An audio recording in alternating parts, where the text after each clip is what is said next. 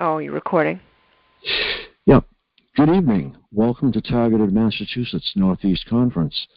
My name is Frank Allen, and I will be your host this evening.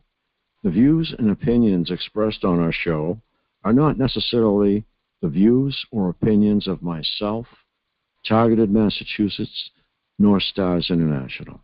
And once again, we are rolling.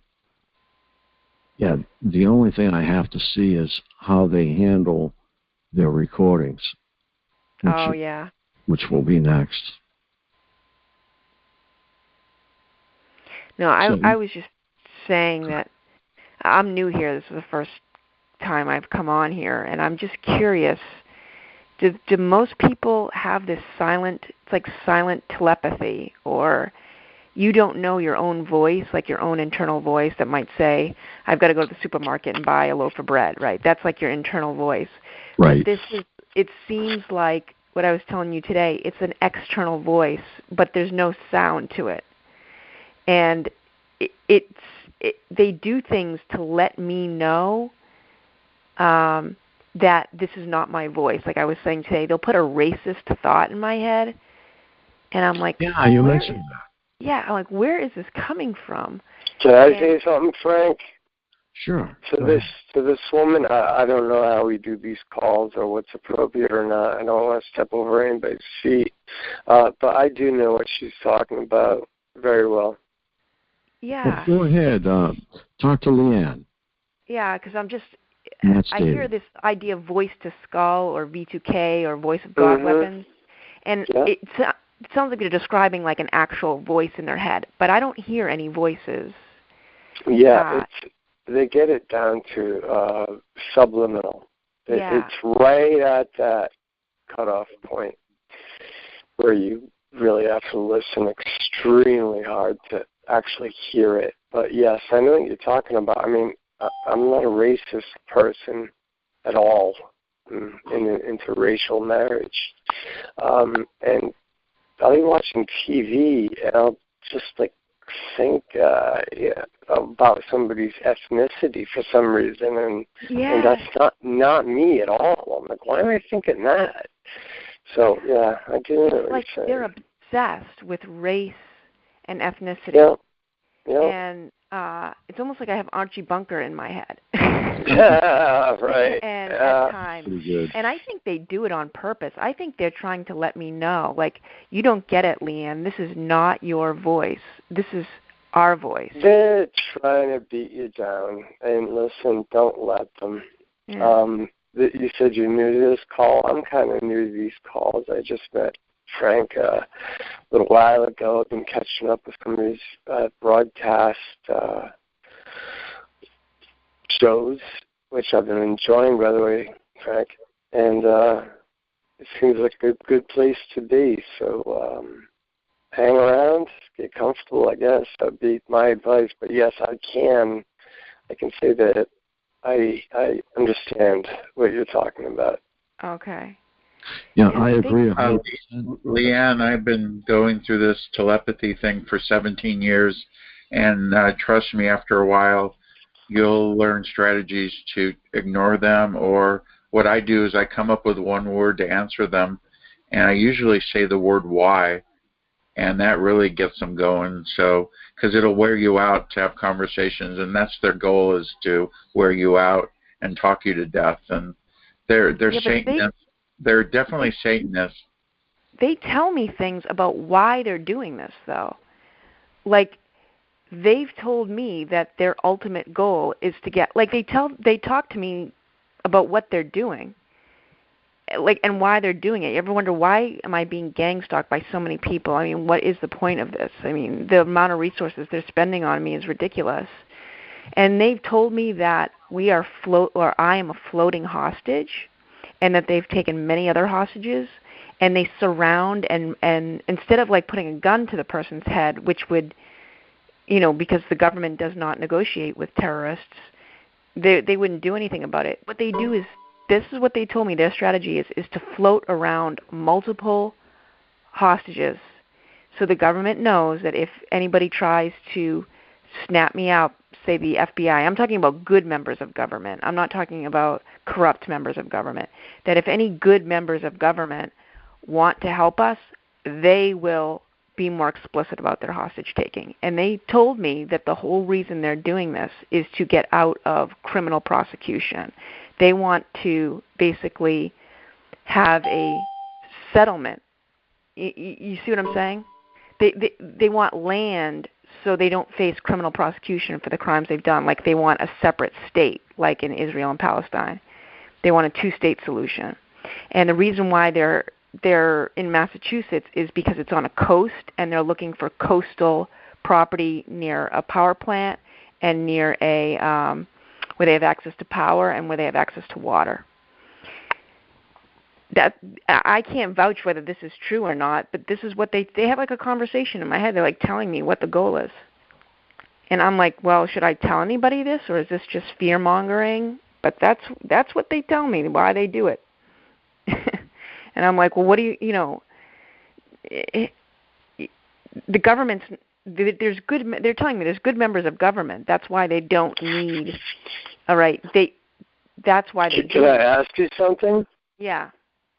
Do they mock you and the fact that, according to them anyway, there's nothing you can do about it? Oh yeah, they mocking is a huge part of what they do. But they also like have a conversation with me about what it is they're doing it for. Yeah. And what are their reasons? Because I've never gotten one.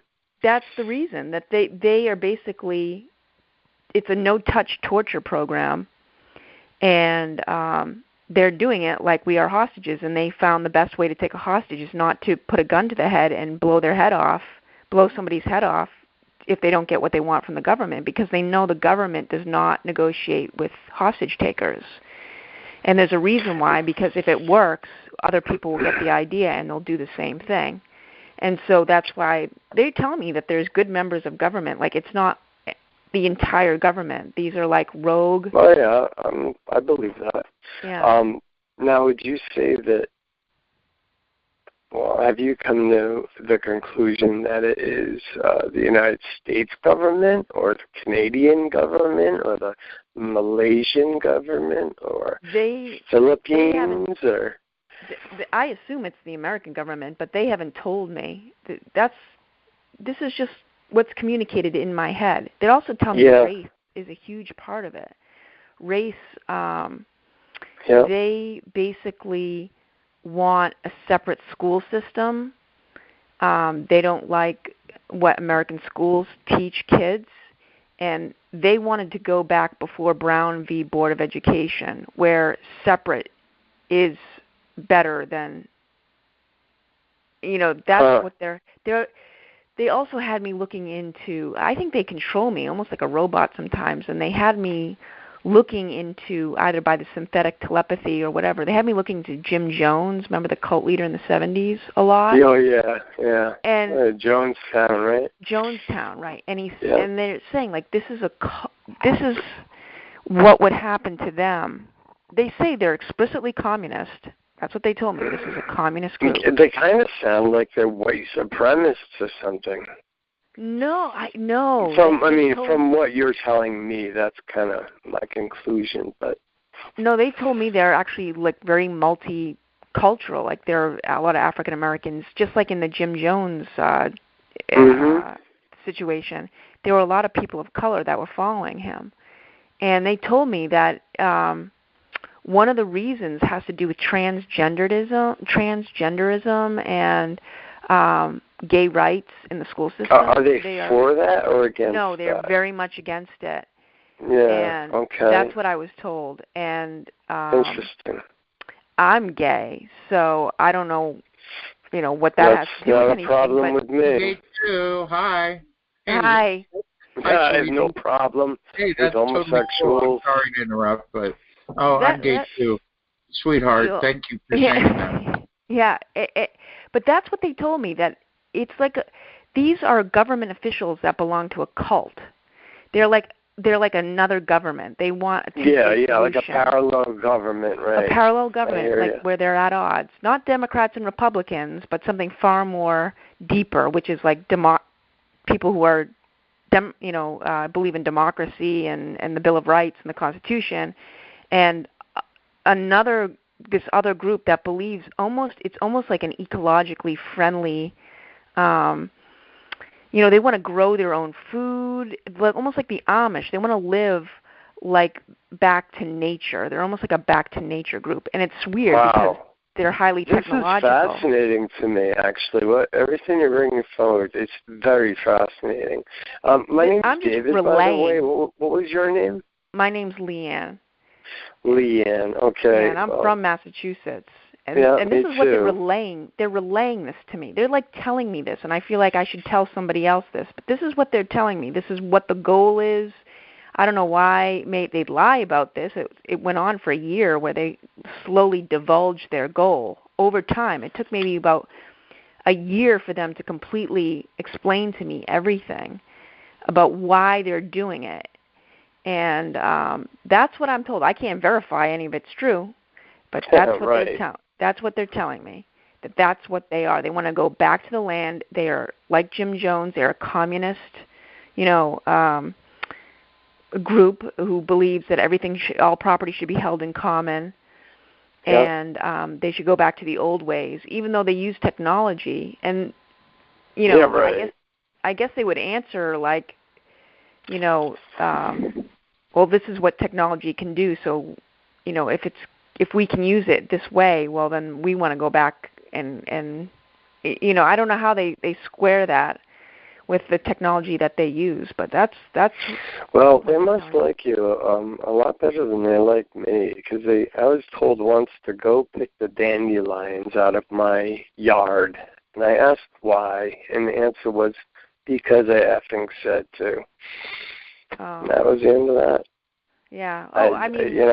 They don't give me any answers. No, the mocking too. You mentioned the mocking. Oh yeah, that's nonstop. Yeah. Oh, I've managed somehow to tune all that out so it doesn't affect me. But I know it's happening, so I have a problem with that. Yeah. I'm not having a great day today. I'm just kind of exhausted physically and mentally. So if it's okay with you, I'm going to mute myself, and I'm going to let you finish talking, because what you're saying is very fascinating. Yeah, I'm just. And I hope to talk to you again very soon. Oh, I'm sure we'll touch base again. All right. Have a good night, and keep talking. Yeah. Thank you. Yeah. I get the gay epitaphs. The first thing my telepathy said to me at my home in Silicon Valley was, "Hey, F-word, what you doing in the hallway?"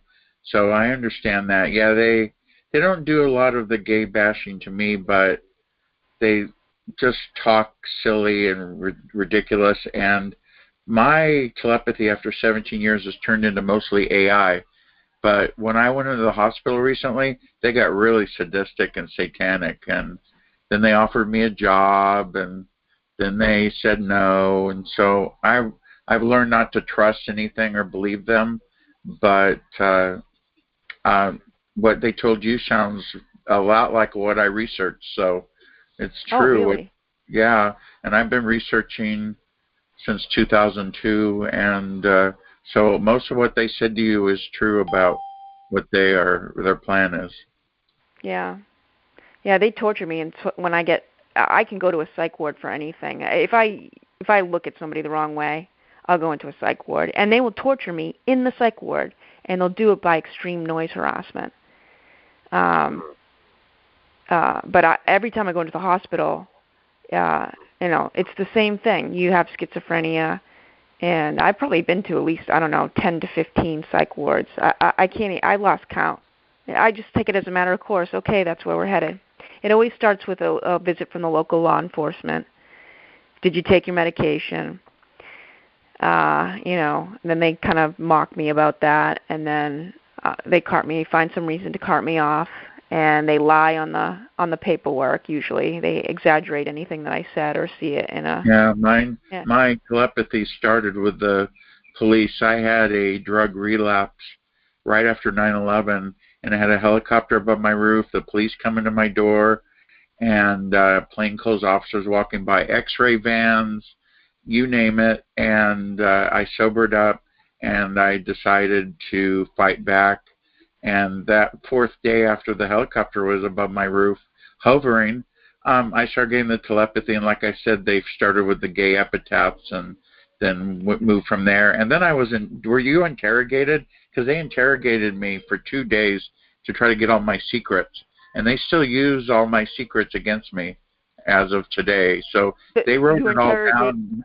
They have it in a database, and everything you tell them, they keep track of. You were interrogated by the police?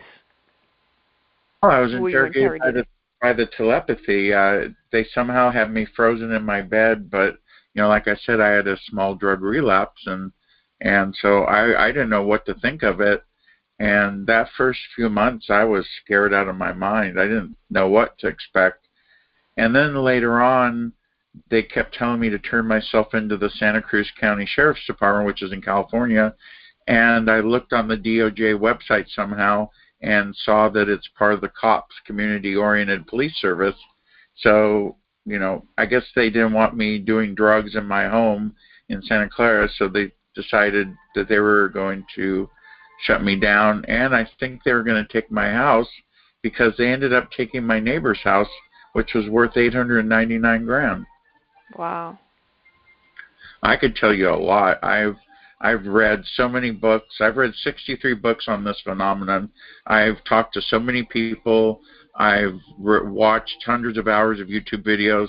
And then you come on here and you nailed it. You said exactly what it is. You're very smart. I'm very proud of you for coming in here. Well, I'd like to know any of the sources you have to so that I can feel, because I don't know what to do with the information. They just tell me. It's like they talk to me like an old friend at times, and they just say, this is what we're here to do. And I have no idea if it's true. They do the friend thing. And one of the people I would check out on YouTube is Romola D. Yeah, I did. Yeah, I did 2 videos with her, and I really highly recommend watching some of her shows. You'll learn quite a bit from her.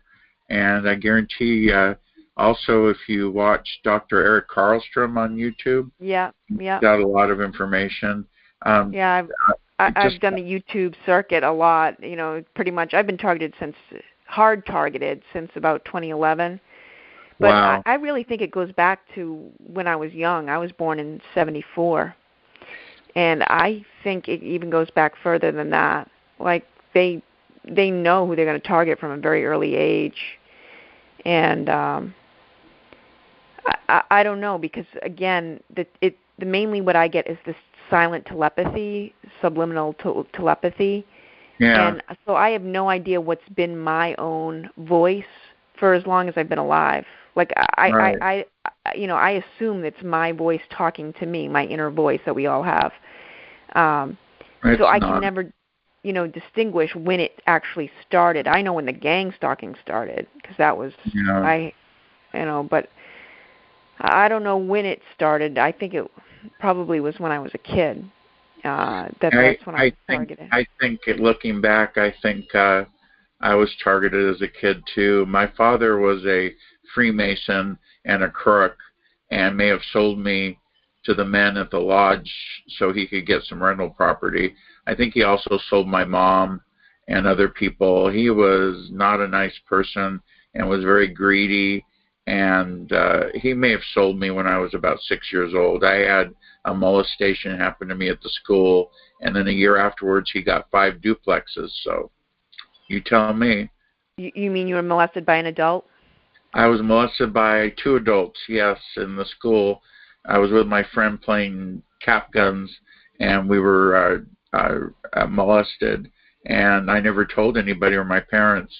And my friend that got molested is the guy that sold me the drugs at my house, and he had multiple felonies, and I think they either followed him or it was the fact that I confided in this attorney on my street who was an AA member, and I think because he wanted to shut everybody down that drank or smoked pot or did drugs on that street. And he died, and the district attorney was at his funeral. So he had a lot of connections. And he told me when I flushed the drugs down the toilet that they had to dig up the street and my pipes to get it out because it ruined the plumbing. That's how crazy he was. And I really think he was the person behind it, because it was a big gang stalking attack by the Santa Clara County Sheriff's Department. They had a Eurocopter. What year were you born? 1960. 1960? Yeah. Okay, because I'm trying to go by when the technology became available. It's this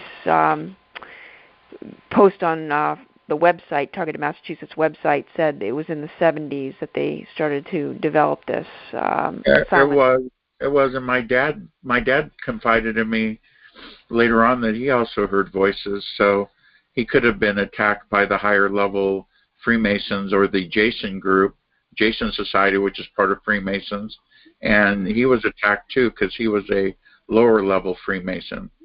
Oh, yeah. I don't know. Are the Freemasons communistic in terms of their outlook on society? In a way, they are. They pretty much control the Justice Department, the courts, all technology, most of business. It's a secret society with a bunch of men that pretty much run everything. They have handshake signals and messaging and ways to communicate with each other.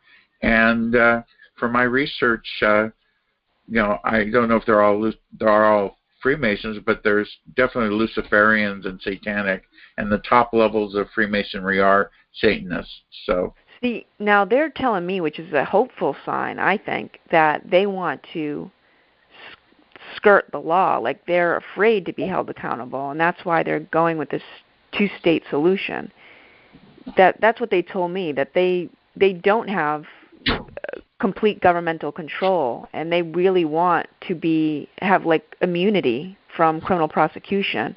The Freemasons do have immunity. They get away with everything because everybody at the top are Freemasons.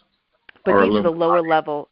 These are the lower level people that are doing the gang stalking, and they told me that that's their goal. Is that they're, if you can believe what they're telling me, that they're upset.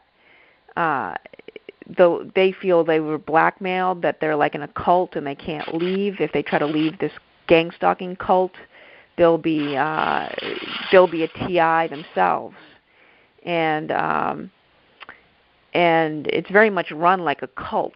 That's what they're telling me, and it's like a cult of masculinity. I mean, it's like they're like the Nazis. They were they just or fascism under Mussolini. Yeah, they are related to the Nazis. Matter of fact, of all the cars I owned a BMW, and they constantly bring it up. And I did research and found out the Quant family owns BMW, and their grandfather was the Führer for the Nazis under Hitler. So, they're Nazis.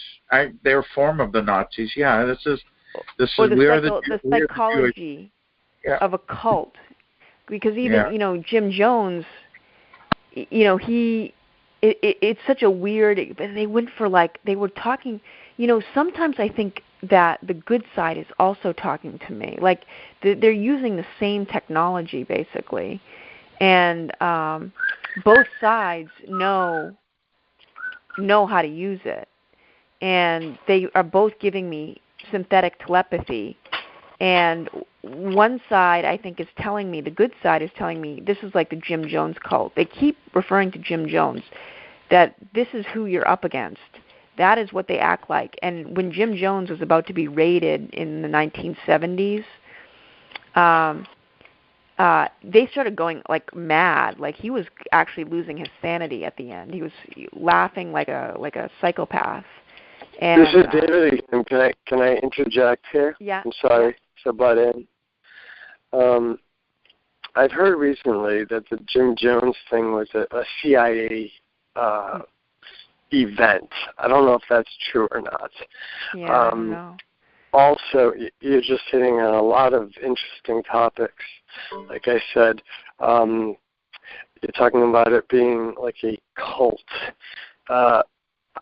I've been asked or told, actually, you're either with us or you're against us. Mm. And, if I ask, well, what is it I'd be in, Right, right. What am I joining? Right. Exactly. They refuse to tell you anything. So I said, well, then here's my answer. I'm against you. I'm not with you. And I would recommend that you they're sneaky. Don't believe the good side or whatever they're telling you. Oh no, they've never asked me to join. They've never asked me to do anything. I'm going to mute myself again. I love hearing you talk, though. Thank you. Okay. Tell you why you're being targeted. I can tell you why you're being targeted. I already figured it out. You're smart. You speak well. And you're probably a change. You'd like to make things better for people. You like to do good things for people. And they don't like that. They want robots, drones that go to work, go home, don't say anything, don't do anything, don't talk to your neighbors. And you're not like that. And they don't like us enlightened people. They really don't. And I'm going to go so spot on the money with that. So spot on. Yeah, and I know that's why they targeted you. And I'm going to go on mute because I'm pooped out, so I'm just going to sit and listen. Yeah. Well, they've really sent my life into a tailspin, so these hospitalizations are the worst because they make you take medication, and it's like if you don't take it, then, they want to say, you're crazy, you're off your medication, and at one time or another, I'll probably be in a psych ward for the rest of my life. That's what I fear, that the next hospitalization will be a state hospital for the rest of my life. Because they'll ask, are you taking your medication? I'm like, well, I tell my psychiatrists, I say, there's all these people online complaining about the exact same thing that I'm complaining about. And then they're always like, yeah, but the medication helps with anxiety. I'm like, yeah, but you haven't diagnosed me with an anxiety disorder. You've diagnosed me with schizophrenia. So if I'm anxious, why don't you prescribe me an anti-anxiety drug? And it seems like a fair question. And they say, well, the antipsychotic you're on also helps with anxiety and impulsivity. And and I'm like, oh my God! I can't help but having to interject here. Oh my God! I would if this psychiatrist is not helping you in any way. Oh, none of them hopefully he is, but if he's not, none of them will help. They will not. I agree. They're all old school, and they haven't caught up with technology. No one's going to help her. And they did the same thing with me, and they've got me on Risperdal, and they tell me, oh, you got to keep taking it because it helps you sleep. Right. Yeah. Yeah. So you don't want to let them put a label on you is what I'm getting at. You don't want that to happen. I've already got, I just accept it. I'm like, you can call me whatever you want to call me. I mean, I know what's going on. It's like I know it's hard to believe if nobody's ever heard of it before. And also, if they're controlling us with synthetic telepathy and controlling our thoughts, then they're probably controlling these doctors' thoughts too. Like, I don't know. They can be controlling them as much nobody as they're knows. Controlling me. None of us know. No, we're just here to talk and get it out, and because you can't really go around talking about it with everybody you know. Yeah. At least I can't. So I come to these forums and calls, and if I know I want to talk about something, I talk about it, and I know you people are going to understand what I'm talking about. They use psychiatrists to design this program so it mimics mental illness. So that's why they think you're mentally ill, because they designed it that way. Because once you're labeled, you can't have a voice, and then you're limited to what you can do and say. But I would suggest getting an attorney that may understand you to get you out of those places, because that's what usually works with them. You threaten an attorney, they'll stop. And attorneys are expensive, and that's probably something not a lot of us can afford, but if you get lucky, you might find one that will help you, because that seems to be what works. Plus, we have a lot of people in the community that will help get you out of there and call and call and call and call and harass and until they let you go. So don't you worry about being never worry about being locked up. We're here to help you. Yeah. I've tried to work with lawyers. It's like a kangaroo court in Massachusetts. In Massachusetts, you have a hearing in the hospital to get out. The hearing takes place in the hospital. It's not open to the public. The filings, the court filings, are also not. They're not. You can't go to the court and ask for documents in my case. You know, are they practicing admiralty law?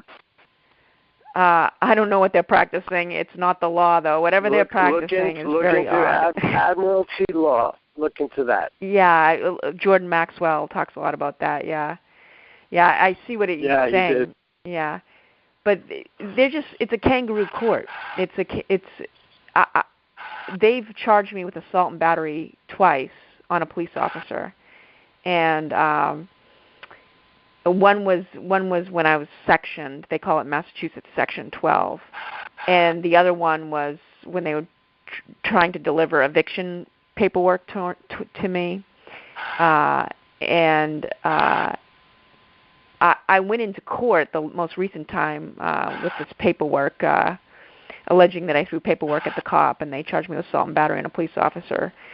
I went into court and I said I should be in the hands of the FBI. I said it in open court.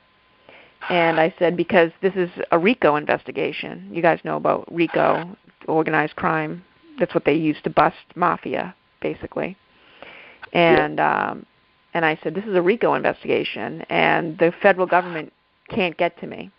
So I'm requesting that this court contact, or the district attorney contact the federal government, because I believe I'm a witness in a RICO investigation. And they said, we can't do that. And I said, well, why not? And he said, you need to talk to your lawyer. And my lawyer didn't do anything to investigate that. They're afraid of losing their bar stature. Well, it was completely appropriate for them to have the district attorney call the federal government and ask if their counterparts are prosecuting and if I'm a wanted witness, because they tell me that the reason why we are being held like floating hostages is if the FBI, the good members of the FBI, intervene and try to help us by taking us into custody as a witness in a witness protection program, they'll be more cruel to us, or they'll outright take a hostage. Like they're waiting. Then why don't they come to my door and talk to me face to face? Why don't they do that? Here's what they want. This is what I was told. Because they always say, once I find out where you live, and I tell them where I live, come. They won't. This is what they told me, that what they want to do is they want to draw the FBI into an area, and they have an area in mind where they want to settle, and it's in Massachusetts. That's what I was told. They want to be on a coast, so California might also be another place. They want access to waterways, and they need waterways that can get them quickly to Latin America, where they can get food. And so that's Admiralty why law again. Yeah, they chose Massachusetts because this area in Massachusetts has a reservoir, and there's a power plant on the coast, and that's why they're saying they want to be given this land, and because it's ideal for them. They also told me that they have like really like pipe dream plans of like restarting jobs in factories. This is a huge thing. They hate that robots are taking over their jobs, and they want factories to open again and people to be working. And they're saying one of their main gripes with how America is being run is that it's becoming computerized and roboticized. And this is what they talk about, using the master's tools to dismantle the master's house. You ever heard that saying? Well, they're going to use technology because they hate technology. They're using the master's tools to dismantle the master's house. So that's why they don't have a problem with using technology. And that's what I was told by these people. I understood that in Massachusetts you can decline a mental health treatment. How come you've not been able to do that? Oh, I do. When I go to the hospital first, I don't take the medication. They then take me to court, which they have a right to do. It's all in Section 12 of Mass General Laws. It's General Law 123. That's the general law, the name of the general law, and then it's Section 12. And there's all sorts of sections under there about what your rights are, and I read the entire history of the law practically. And so what happens is they put you in they bring you to an emergency room, and then a social worker comes to meet with you. If they decide you're a candidate for commitment, it's a 3-day commitment. And in those 3 days, they monitor you, and then they decide whether they're going to commit you or not.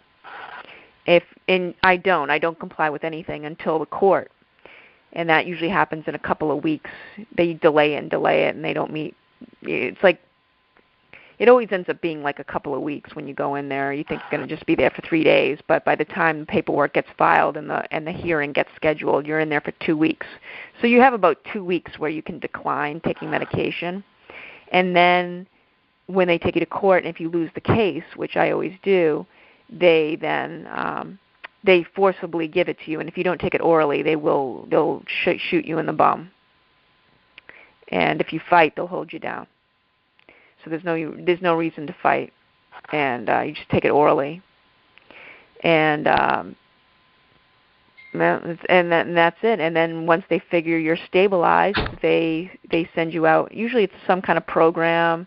If you have an apartment to go to, they may set you up with a visiting nurse, or if you're homeless, which I have been, they'll send you to a program sponsored by the Department of Mental Health in Massachusetts. They usually send you to some place that'll help you get housing.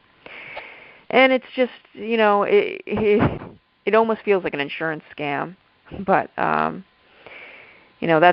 that's what they do. And I say, I don't have mental illness. There's tons of people online complaining about the same thing. I give them names. Look up Robert Duncan. Look up Romola D. And research this. They never really do. So. Never do, right? No.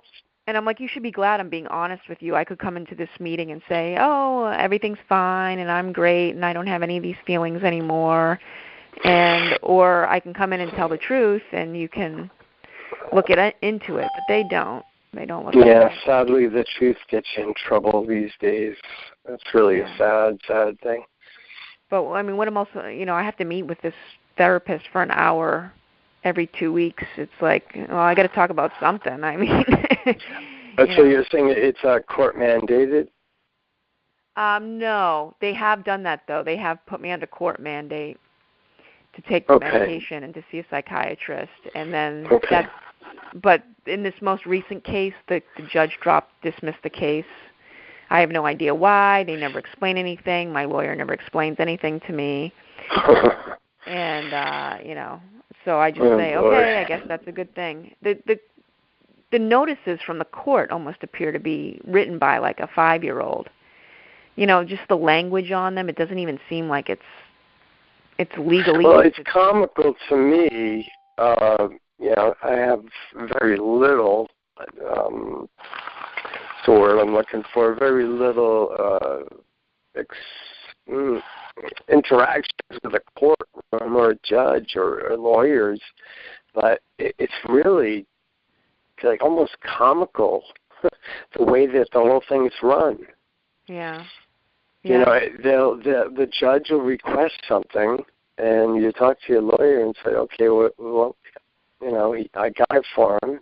Did he read it? Well, you have to file for him to read it. Yeah. Are you kidding me? So, I don't know. Yeah. I tried to have one of these cases removed.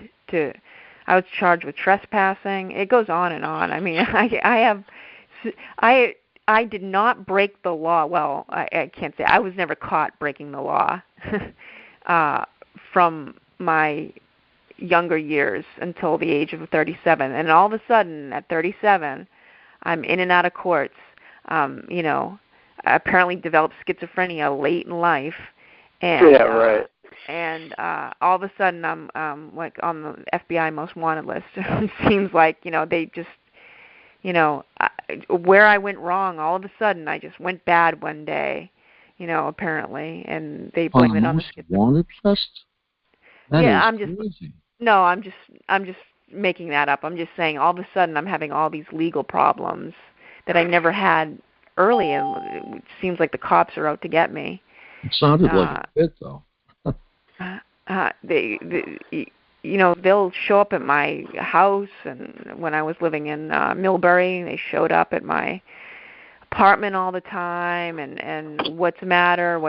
Do you need assistance? Are you on your medication? And you know, it's like, you know, I can't lose my cool. If I lose my cool, they're right on me in a heartbeat. If I start confronting any of the gang stalkers, they're right on me. Oh yeah. Keep your cool. Yeah. Definitely. But they can control your emotions. This paper by Alan, that again, the one that was posted on Frank's website, Synthetic Telepathy, you know, early mind control wars or whatever it's called. Yeah. They can control. They can clone your emotions, so you can have. Oh, I know. It's not easy. I know that. Yeah. I know because I've lost my cool when I shouldn't have. You know, and it's tough. But you know, I'm learning to you know, just play it cool while I'm learning about everything else. But they'll even do this thing. Have they done this to you? Which is when you try to like be jovial and kind of like make fun of what's happening, or at least be a little bit like humorous, that they go the opposite way and they'll become stone cold sober. Like they will, if you try to lighten, you know, bring some light and air to the conversation if it's getting heavy, I notice they will do like this psychological tactic, which is they do the opposite. So if you're feeling like lighthearted, they will, and make a joke or something like that, they will take it very. It's weird. They have psychological tactics down at the level of conversation. Yeah, you know that's what I'm talking about? Yeah, well, yes and no, but that's why I've been led to believe, and you know, these are just my opinions, that a lot of this starts off with AI, and yes, there is some human interaction. I've never been gang stalked, as far as I know. I've been approached on a public bus once, and this guy that I didn't know sat down next to me and told me everything he knew about targeting and gang stalking for some reason, and I was all ears. Talk away, buddy. So you've never been gang stalked? Not that I know of. You know, maybe I'm not an observant person, but no, I never have. By the way, what they're doing to you with the mental hospitals is the same thing they did in the Soviet Union. Torture them with noise, or separate and conquer. All the same stuff they're doing now is the same stuff they did in the Soviet Union, locking people up for different opinions and different things. I got to get ready for RBN, so I'm going to try and pipe it into you. If I fail, it's because it's the first time I've used this system. But I think it'll work. So I'm going to check out of everything here, and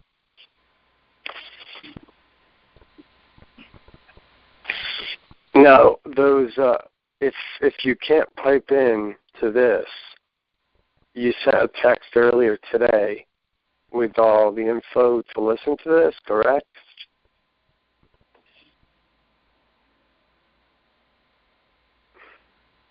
I think you already left. Are we the only 3 people on this call, or are there more? I don't think I heard him say a number. It'll be up to 100 people sometimes.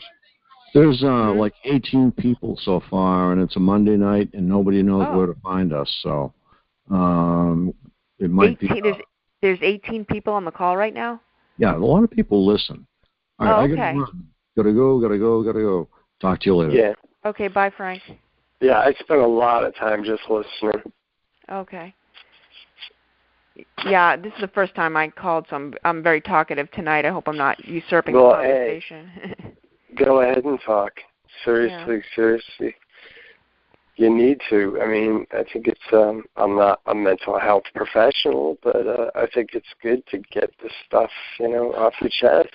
Yeah. And not be, this is my therapy. Be questioned. It's your therapy, is that what you said? Yeah. Yeah, it is. It's therapeutic. Yeah. But the problem is nothing can be done. It just, it's, I don't know what's going to change it. I don't know what's going to be the outcome of this. Some people are more optimistic than others, but just seems like a terrible waste of my life. Yeah, I try to stay optimistic. I really do.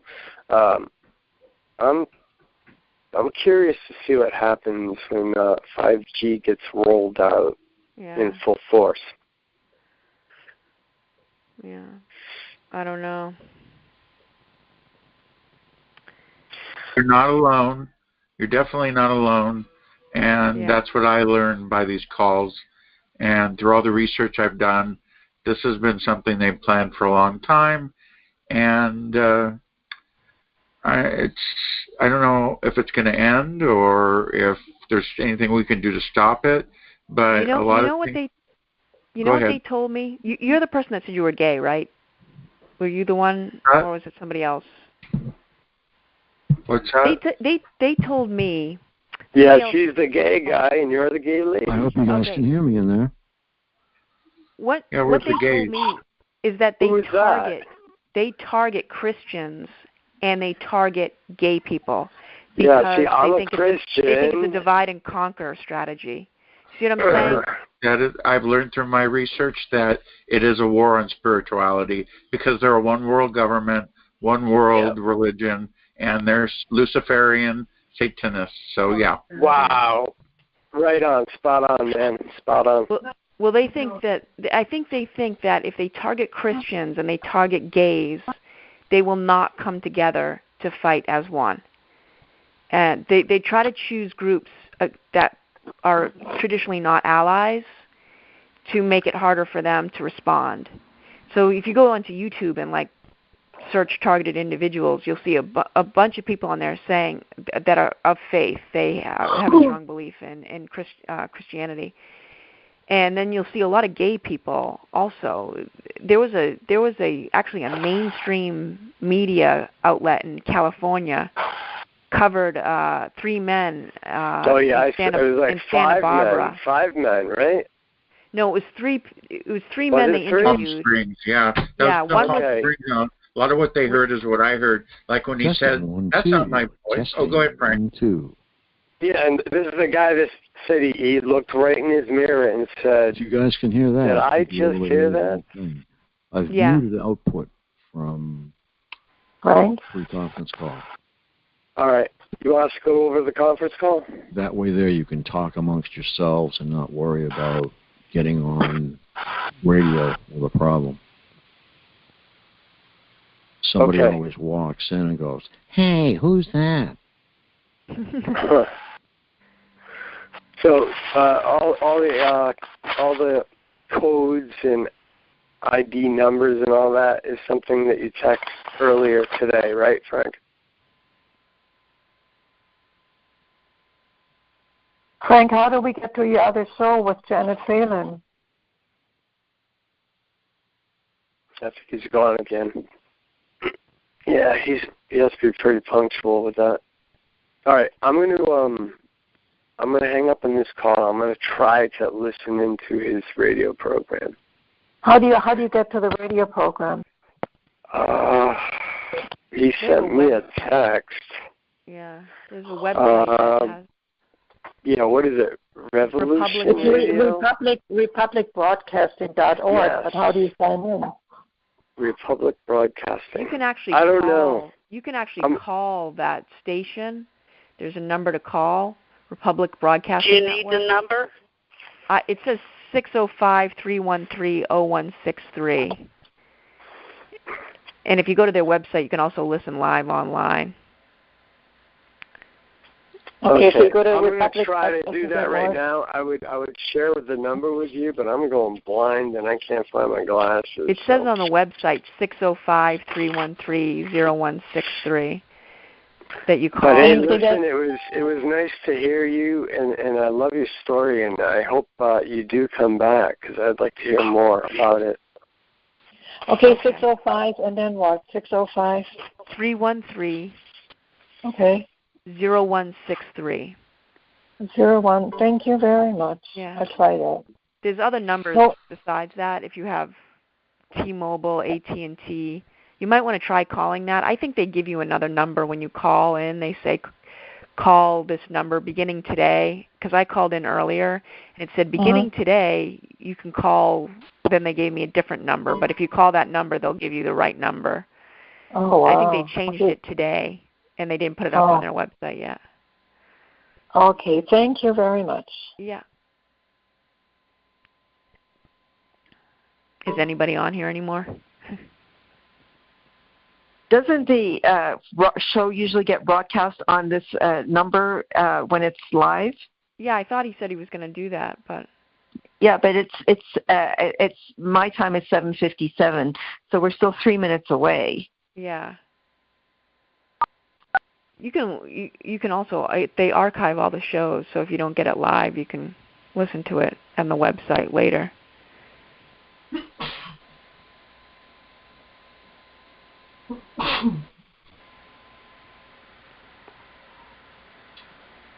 I'm here. I'm eating cereal. Huh?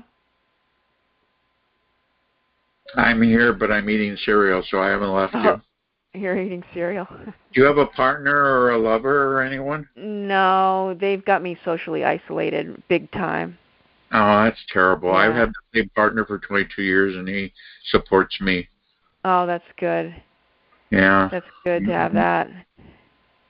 Really makes a difference. So I wish that maybe you'll find somebody that understands, that would love you. So I hope that happens. And always remember the love. They hate love. They hate love. They hate love. So love as much as you can. Yeah. They've just thrown my life upside down. I was recently homeless, and I got evicted, and it was a whole thing. And now I'm living in an apartment that's really tiny, but you just got to make do the best I can. Just like to stay out of those psych wards because the noise. Extendivite is now. Take Extendivite for 1 year and see what your doctor has to say. And how you doing, Sam? Herbs take time to address the problem. It took years of life to have a problem. Give Extendivite 1 year. Sam, can you hear me? Yeah, I was on the phone with Janet. We're all set, Frank. Okay. Good to go. Beautiful. Everything worked out. Okay. So visit us on Amazon.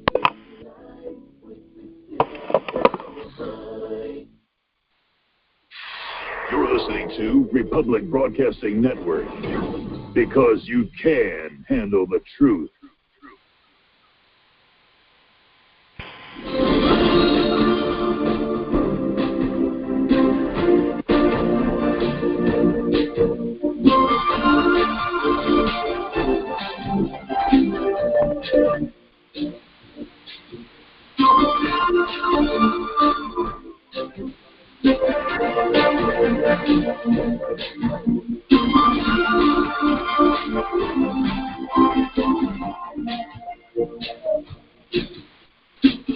Take the children and yourself and hide out in the cellar. By now the fighting will be close at hand. Don't believe the church and state and everything they tell you.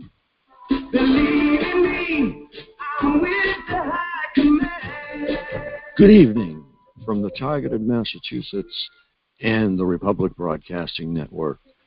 My name is Frank Allen. I will be your host this evening. You can call in and ask a question at 800-313-9443, or you can listen at 605-313-0163. You can receive a copy of our newsletter simply by writing Frank at targetedmassachusetts.org. In the subject line, type newsletter, or you can visit our site at targetedmassachusetts.org.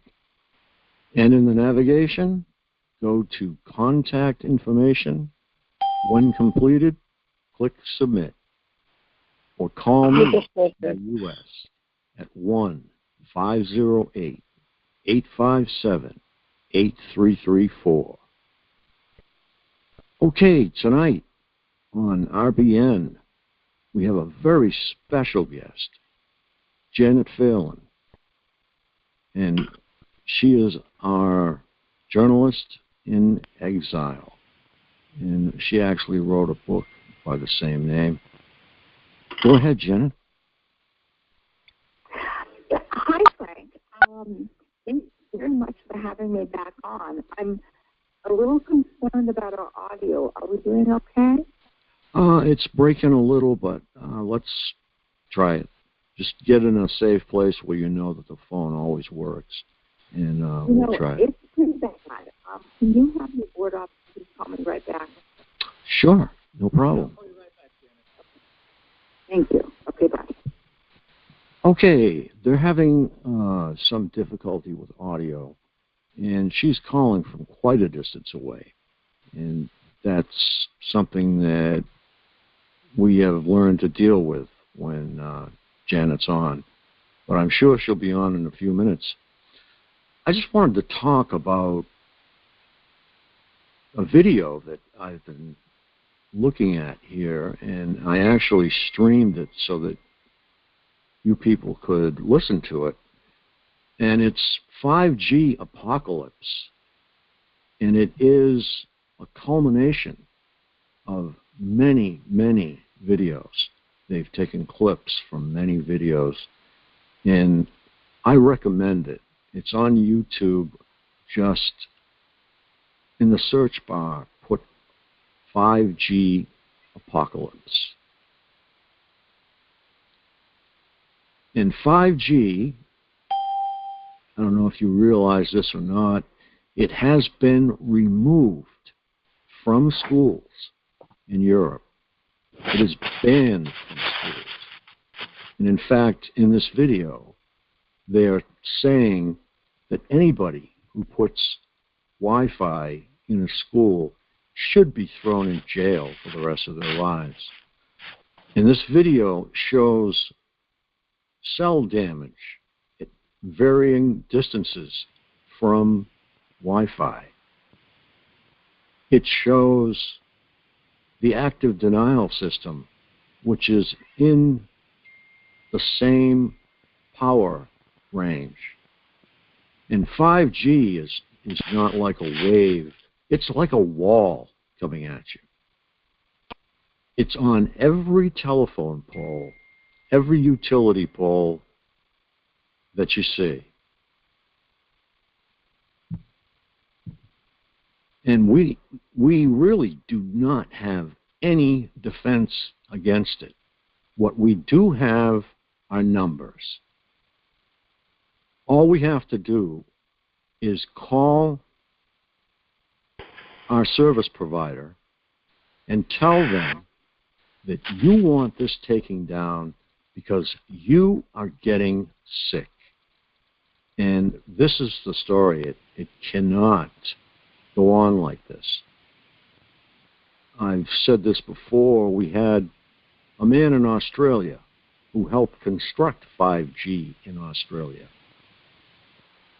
And he was so upset when he looked at the realization of what this was going to do to people that he borrowed a friend's restored tank and took down 6 cell towers.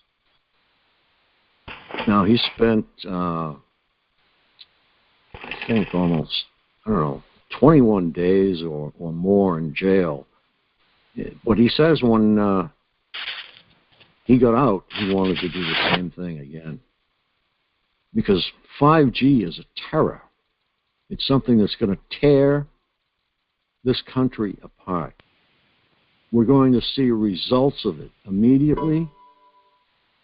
And for people that are very resilient, we will see devastating cancers far down the road. And this is something that we have to prepare for. We have to get together now. It's not something you can put on the back burner. It's something you have to get a hold of right now. You have to start flooding your congressman with telephone calls. Please do. And you have to start flooding your senator, your governor. Start calling the White House, because Mr. Trump has been pushing it. And I have said this before, but Vladimir Putin claims that the United States is at the top of the list for countries who do not protect their own citizens. So at this point in time, you have to ask yourself, what is on the minds of the people in the U.S. when some countries have already banned 5G?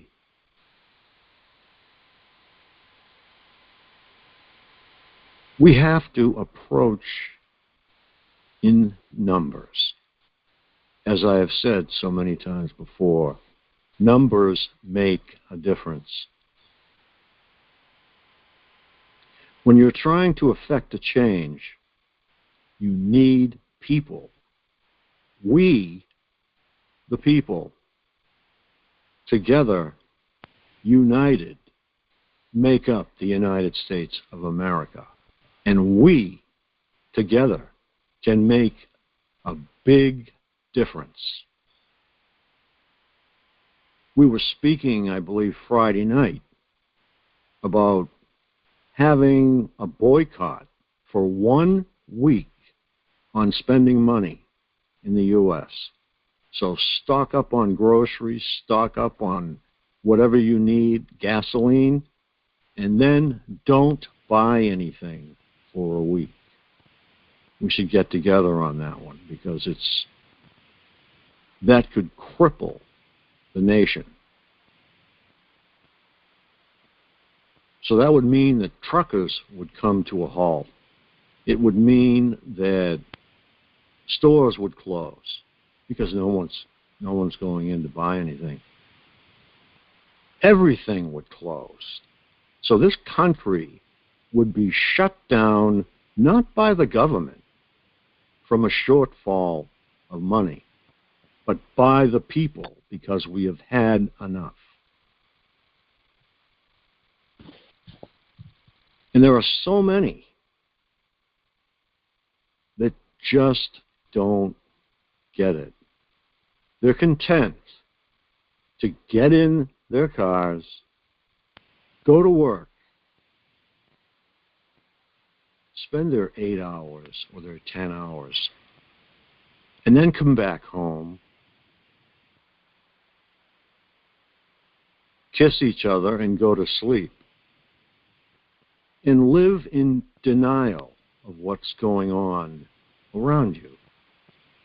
If your son is attending a school that has this kind of Wi-Fi in it, the sperm cells will be affected, and they will have trouble. When I say they, he and his spouse in the future will have trouble having children. And it also affects the female ovary and makes the eggs not viable. So how can you let this happen? Answer, we can't let it happen. So we have two fronts to fight here. We are targeted individuals, and we are targeted by 5G. So the fifth generation is not actually 5 gigahertz, but it is the fifth generation. The first generation brought communication as in voice. The second generation added voice and texting. The third generation added limited internet. And the fourth generation just about completed that. Now, you have to ask yourself, well, I have a computer and it's running on 2.4 gigahertz. Why does it take the fifth generation to run a cell phone? Hey, Frank, it's not letting me chat through Berto, but we have Janet back. Okay, thank you. Okay, Janet Phelan's back. Hi, Frank. I'm so sorry for all the no problem. we're having tonight. No problem. We were just discussing 5G, which is also a big topic. Yeah, I heard a little bit of it. Yeah, 5G is another big problem. So, do you want me to just dive into this now?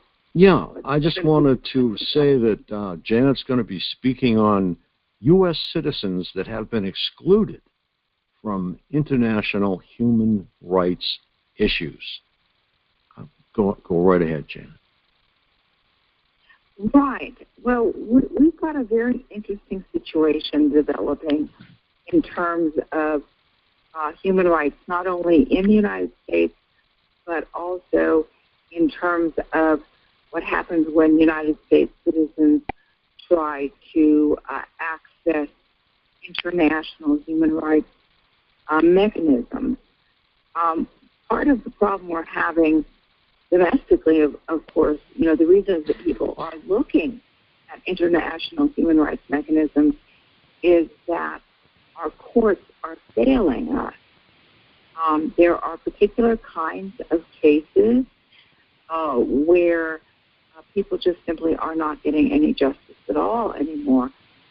And one of these types of cases is what happens to elderly and disabled people under court-authorized guardianship. And this has become such a nightmare now for individuals that a number of domestic U.S. grassroots groups have sprung up to try to address the problem because people just aren't getting justice. Now, before people just start to shut their ears and go, oh, old people, who cares about this? Let me just make a point here. We're all going to get old one day, God willing, okay? And when we get old, we would like to be able to enjoy our golden years without having a court put us under their jurisdiction, rob us of all our civil rights, transfer all our assets to care, quote unquote, care and protection of a total stranger, a guardian for profit, who then sticks us into a home and says we can't see our family anymore. And this is exactly what's happening. So, do I still have you, Frank? Yes, you do. So what do you think will be the remedy if it's... Well, the interesting thing here is that there doesn't appear to be a domestic remedy. We have had a number of situations now in a number of states, starting with California in 2005, also Florida, I believe New Mexico, Nevada, a number of states. The situation has gotten so hot concerning the abuses that elderly people are experiencing in these guardianships, that a number of states have passed, quote unquote, new protective laws, which are then completely disregarded. Now, this is a situation which has become very clear to people who are working around this issue and trying to advocate for guardianship reform. New laws get passed, people get all excited. Wow, we fixed the problem, didn't we? No, you didn't. Because the situation, there's something called regulatory capture, when you establish like a regulatory agency to make sure that bad things don't happen. And the group that was actually doing the bad things that necessitated the new regulatory agency just basically captures the agency, and it goes right on doing exactly what it wants to do. And this is what we're seeing with the guardians for profit. And actually, unfortunately, sometimes these guardians are even family members. The abuses are not only the strangers, the guardians for profit who get appointed by the court. Very often we have family members who think that they can make a fast buck off their parents or their grandparents. And while the lion's share of the problems are with the guardianship agencies, it's not entirely a problem for the guardianship agencies. And the case that I wanted to discuss a bit today, and this is the case that was brought to the attention of an international tribunal.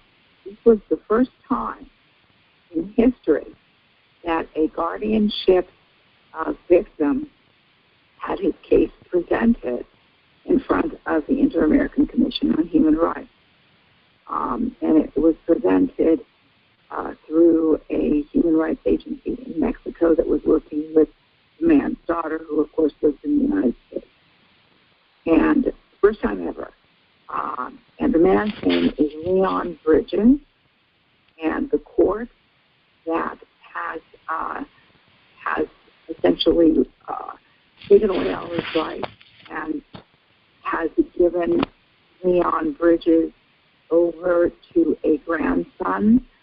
The grandson was already known by the court to be embezzling money from Leon Bridges. And the court turned around and gave full custody and rights to the grandson. Now, this is very shocking. I guess it is shocking. Well, this case is now a matter of record with the Inter-American Commission on Human Rights. And for those who are not aware of the commission, it's the human rights arm of the Organization of American States, and it has jurisdiction over all parties in the OAS. Okay, Janet, we have a commercial coming up.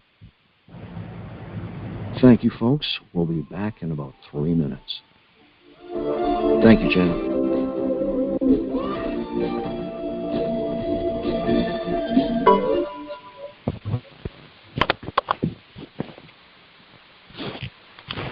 Folks, we're living in a world the likes of which we've never pursued. Hey, Frank, you hear me okay?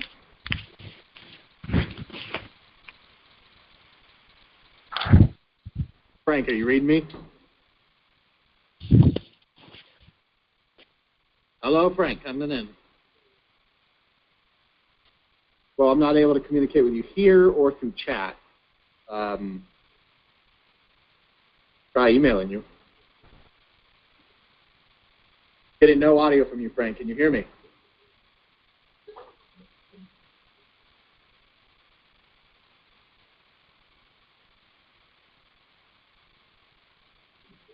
Try ending the call.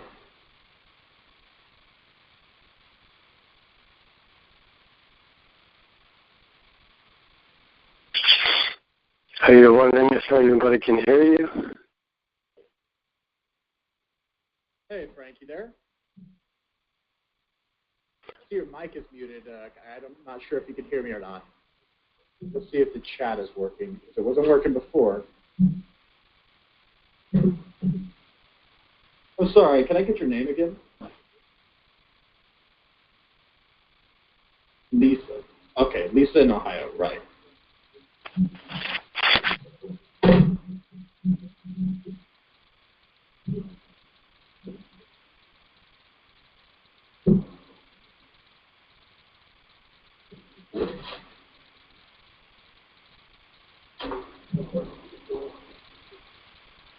Frank, are you there? That is strange. It looks like the chat's working again. Hopefully you can read that. I'm here. This is not Frank, but I can hear you. Will continue to flow like that morning coffee.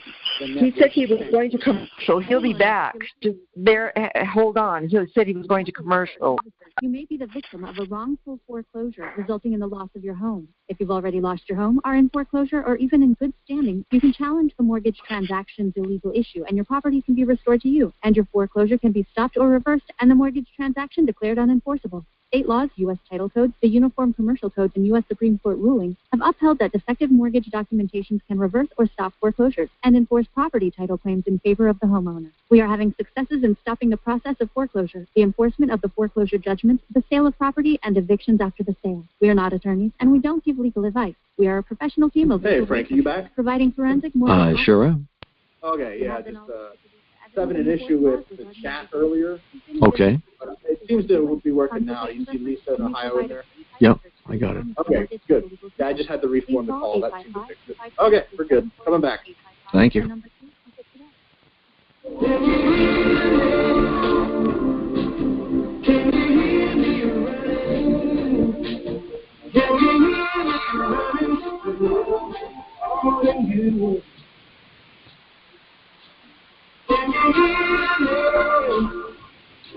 Good evening from Targeted, Massachusetts and the Republic Broadcasting Network. My name is Frank Allen, and I will be your host. You can call in and ask a question at 800-313-9443, or you can listen at 605-313-0163. In case you've just tuned in, we have a very special guest tonight, Janet Phelan, and she is speaking about U.S. citizens excluded from international human rights issues. It would appear that the United States citizens are becoming excluded from everything. It would appear that we are heading for an isolationist country. Would you agree with that, Janet? Well, I'm not exactly isolationist. Certainly not in terms of our interventions politically in other countries. But the interesting thing that I'm seeing here is that United States citizens don't seem to be, number one, they don't be aware that they've lost basically most of their legal rights. They don't seem to be aware that courts of law in the United States no longer obey the law. More and more people are becoming aware of this. They become aware when they, walk into one of those courts, like family court, like guardianship court. Okay, we have a call. We have a call, Janet. Lisa from Ohio. Go ahead, Lisa. Hi, my name is Lisa Hafania. I'm calling from Cincinnati, Ohio. My father was able to be, at 67 years old, medically kidnapped and isolated at a nursing home that he was supposed to be at for rehab. My father was, like I said, 67 years old. He did have mild dementia. mild memory loss. And that was even noted in his medical chart by a surgeon. My mother, on the other hand, was able to have him, after a surgery, instead of being in rehab, she got together with a nursing home director and social service director. And can I say the name of the facility, or should I not? Go right ahead. Okay. The name of the facility is in Cincinnati, Ohio, called Oak Hills Nursing and Rehab. And the nursing director, Jennifer Ball Fitzwater, and the social service director, Amanda Masticerio, and the owner of the nursing home, Aaron Kibble, they were able to strip my father of all rights, keep him there, isolated, restricted to a wheelchair. He was not allowed in the room that Medicare was being billed for because they thought that I would put a hidden camera in it. They were able to over-medicate him, abuse him, and then he was murdered. And as bizarre as my story sounds, I have all of the medical records, documentation, and pictures to warrant everything I say. He was murdered on August 13, 2015, by 2 nurse aides. Now, what? All of the records were falsified. What do you think the cause was? Deprivation of services, or? Greed, financial greed. My mother is a very vindictive, evil, nasty woman. My father had surgery in June at a local hospital here, Mercy Hospital West, and my mother was kicked out. My mother first tried to isolate my father at the hospital so that no one would know he was there having surgery, know that he was there, and tried to have everybody banned from seeing him.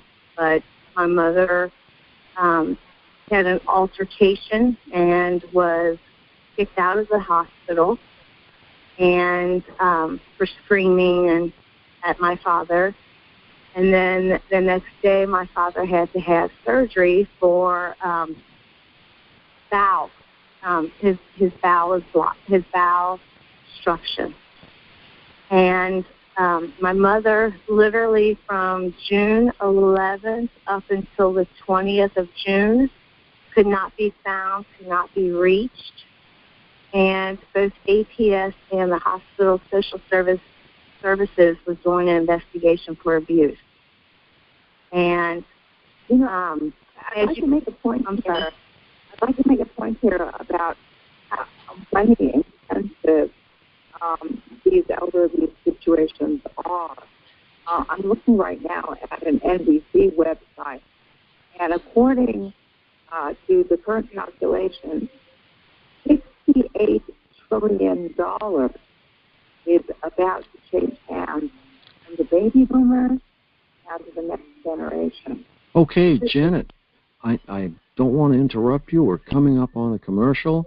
And Lisa, would you stay online until our commercial is over? You are tuned in to the Republic Broadcasting Network. Visit our website by going to republicbroadcasting.org.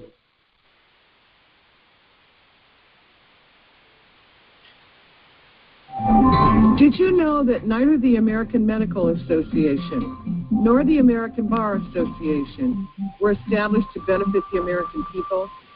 Have you recognized that in our country, health care has little to do with health, and that our court system has nothing to do with justice? The priests of both medicine and law have been incentivized to implement a dark agenda on behalf of the Bilderbergers and their ilk. To protect ourselves and our progeny, we need to take a much closer look at how these two giant industries really work. Join me, Al Whitney, on In Defense of Humanity, Saturdays at 7 p.m. Central, as we expose the matrix and learn how not to consent to our own destruction. How healthy are your arteries? Deteriorating circulation has a number of early warning signs. High cholesterol, high blood pressure, fingers and or toes often go cold, arms and or legs often go to sleep, sharp diagonal crease in the earlobe, short walks cause cramping or pains in legs. Memory is not as good as it used to be, ankles swell late in the day, chest pain after physical exercise or emotional stress. If you experience even one of these symptoms, your circulatory system is crying out for attention. Extendivite is a natural solution to help improve your overall health. Extendivite is not your average heart tonic. To order, call 1-877-928-8822 or visit heartdrop.com or find us on Amazon. Extend your life with Extendivite. Homeowners, are you in foreclosure, expecting to be served with a foreclosure lawsuit, or suspect your lender has coerced you into an illegal mortgage transaction? A huge number of mortgages made in the last 10 years have legal issues and are possibly defective. State laws and the U.S. Supreme Court have upheld that defective mortgage documents are grounds for foreclosure defense and for counterclaims in favor of the homeowner. If your mortgage has been sold or assigned since closing the loan, it may be defective, and you may be paying the wrong party, and the lender may not have standing or the right to foreclose or collect payments under the law. If you would like to know if your mortgage is legal or not, or know if you are paying the right party, we can help. Our initial consultations are free of charge. We are not attorneys. We are legal researchers and work closely with experienced lawyers who know how to help you find the evidence to help you keep your home. Call toll-free 1-855-2-KEEP-IT. That's 1-855-2-KEEP-IT today.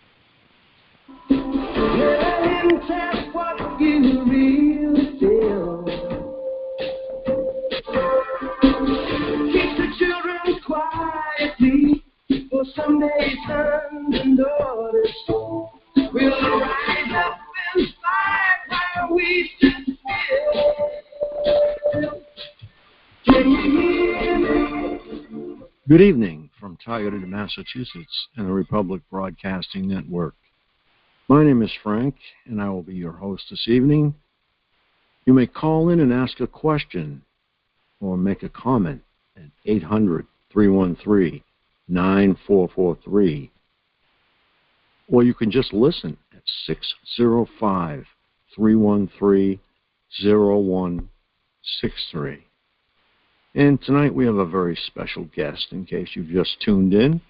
Her name is Janet Phelan, and she's speaking to us about U.S. citizens who are being excluded from international human rights issues.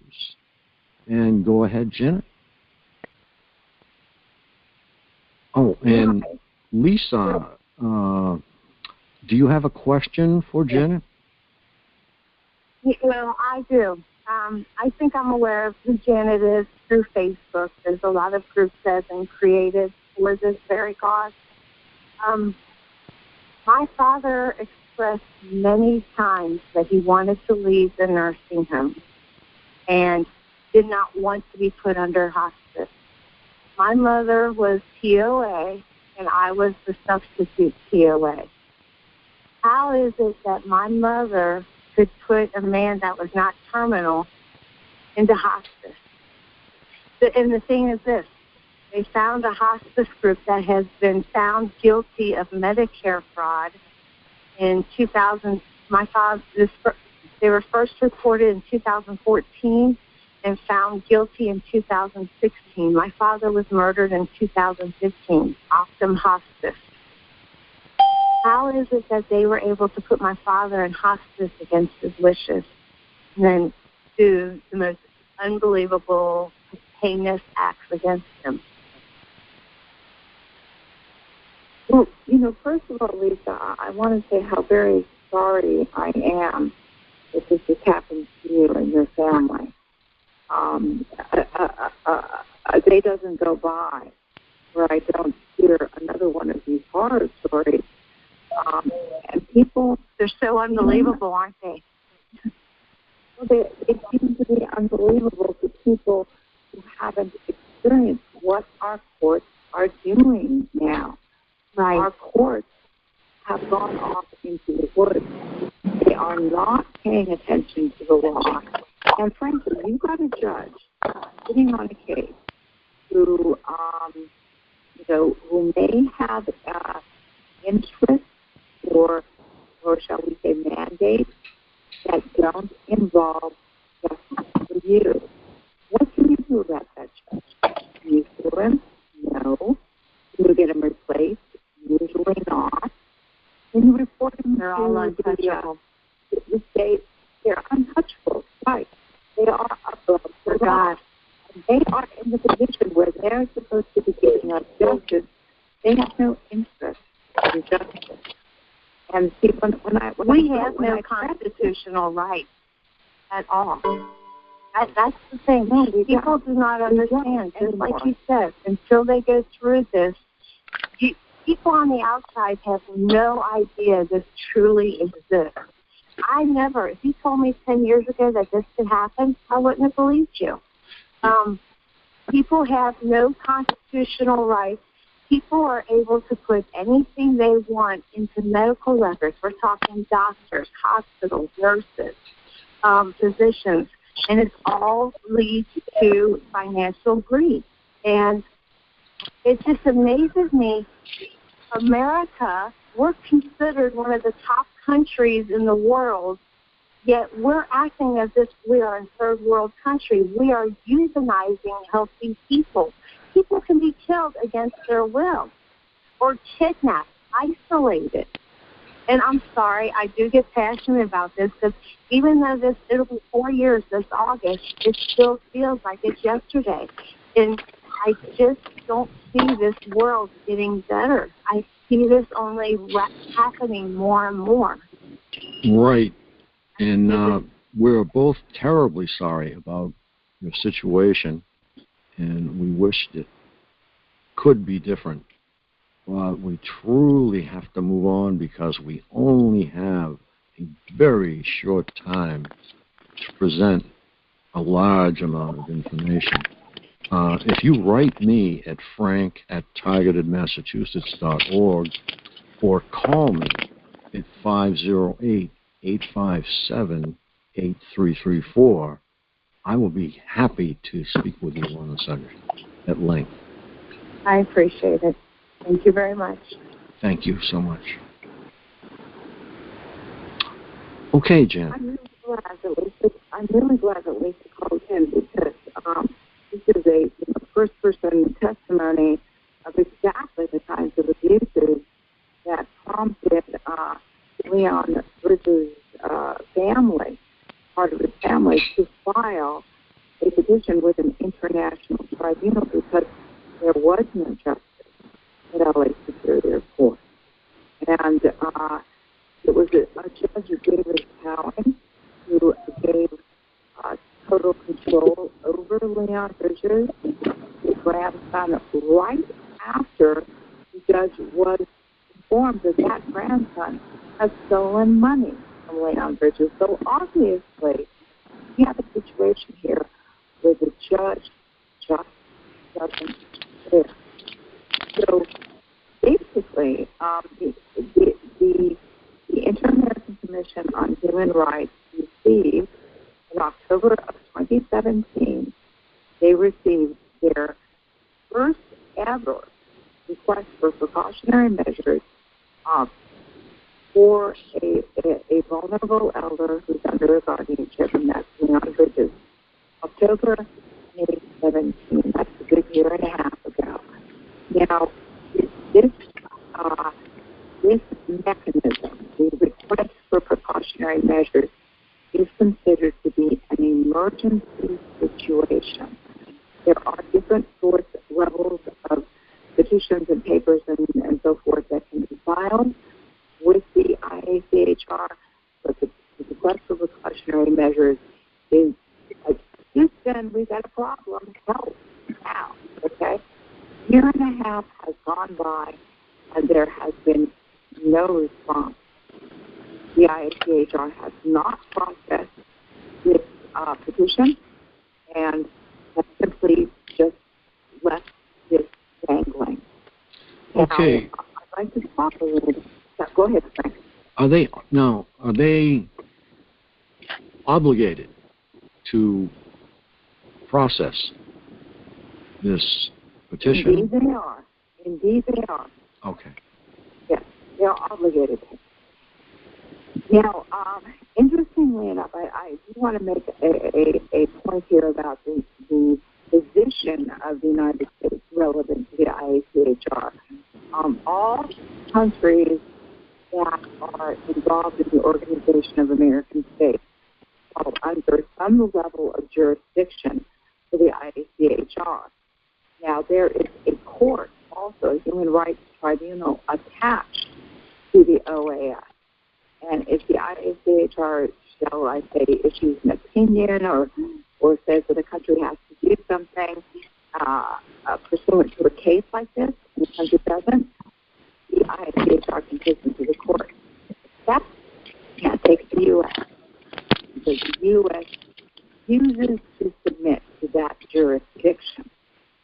Now, when we look at the general lay of the land with the United States and international human rights treaties, we find that the U.S. generally does not submit to the jurisdiction of these international treaties. So it's no big surprise that they are not going to allow the IACHR to take them to court. But that being said, there are levels of engagement that the U.S. would have to submit to if the IACHR process this request for precautionary measures for Leon Bridges and demanded an answer from the U.S. The U.S. would have to respond. But as long as the IACHR is playing, hide the complaint, is essentially what they're doing here. They can facilitate the U.S.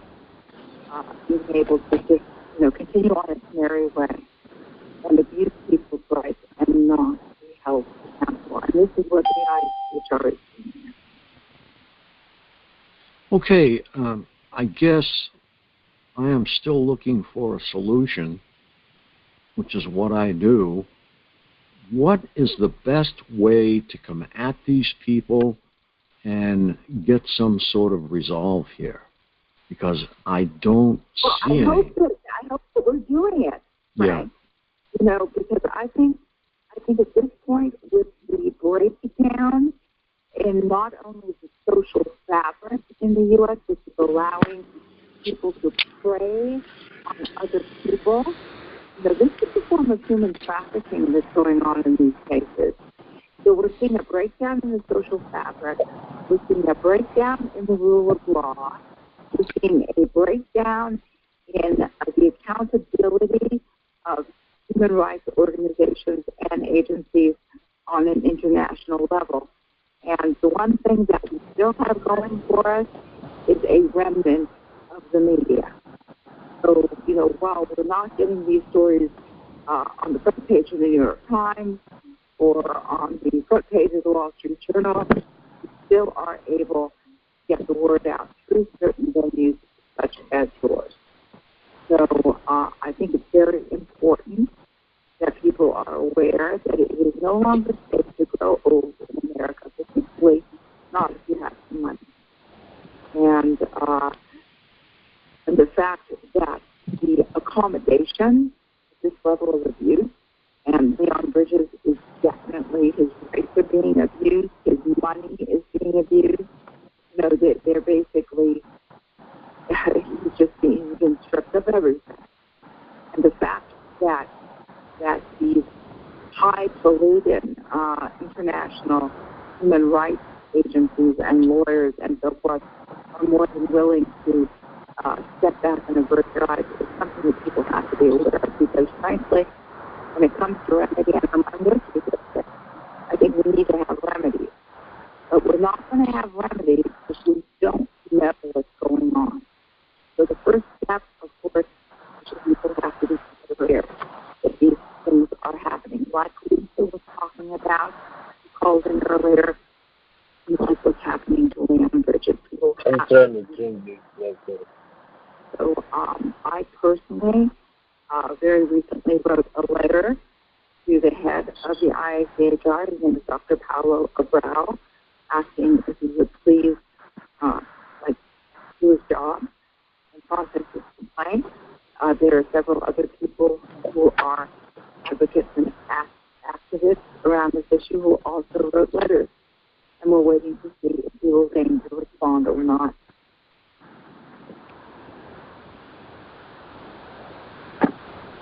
Yeah, it sounds like a situation that just winds up tighter and gets worse.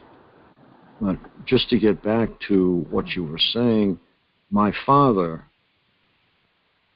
moved to Florida with my mother, and he got ill and went into a hospital, and he was thrown down a flight of stairs out onto the sidewalk, and they put him in the car and closed the door on his legs. So, I know exactly what that woman was speaking of and what you're speaking of.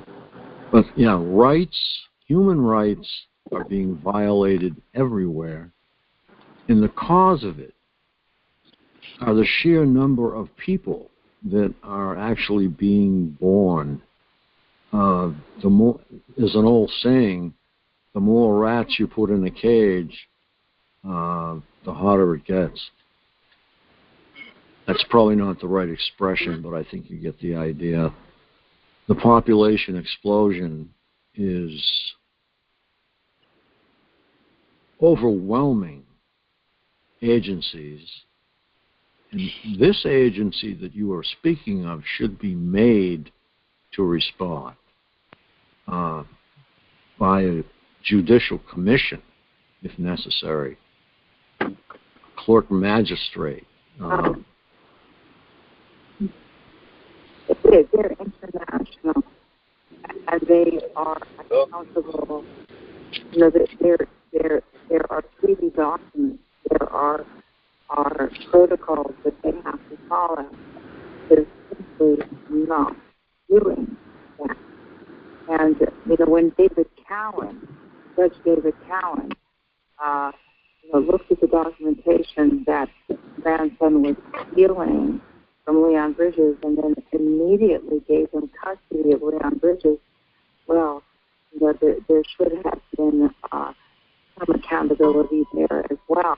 I am aware that the complaint was filed with the presiding judge, and a written response was tendered by the assistant presiding judge for LA Superior Court named Kevin Brazil. It was a very ugly and cold and uncaring sort of response. And my concern here, and I know I've said this on your show before, research indicates that many of these judges are receiving under-the-table money in order to throw cases. And there is a particular research method that people can use to see if some of these payoffs are being funneled to judges through what appear to be home loans.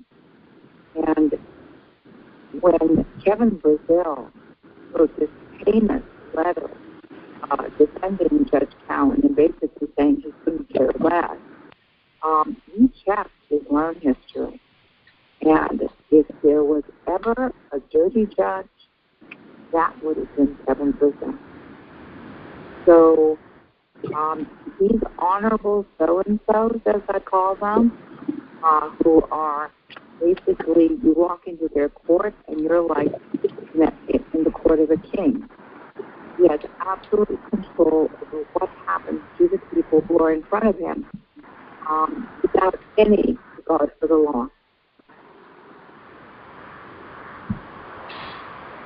Well, absolute power corrupts, absolutely. And when you have somebody taking money, well, that says it. Okay, we have to go to commercial. Thank you, Janet. Thank you, everyone. We'll be back. Corporate media dominates the American opinion. Finding independent voices that counter this avalanche is becoming increasingly difficult. With the endless corruption running rampant throughout our government, independent voices are needed more than ever to battle the offensive against our freedoms and liberties. As a listener of RBN, no one understands this concept better than you. Now it's up to you to do your part. The time has come for you to take action and begin broadcasting the truth to hundreds or thousands of people every month. Sound impossible? Quite the contrary. With pointed slogans from LibertyStickers.com, you can reach countless sleeping Americans unaware that they live in a real-life wonderland. LibertyStickers.com has a huge inventory of political bumper stickers and messages that reflect the truth about our government, our politicians, and the future of America. With so many in stock, there's one perfect for you. Visit us today at LibertyStickers.com. Again, that's LibertyStickers.com. Do your part. Your voice is important. Let it be heard.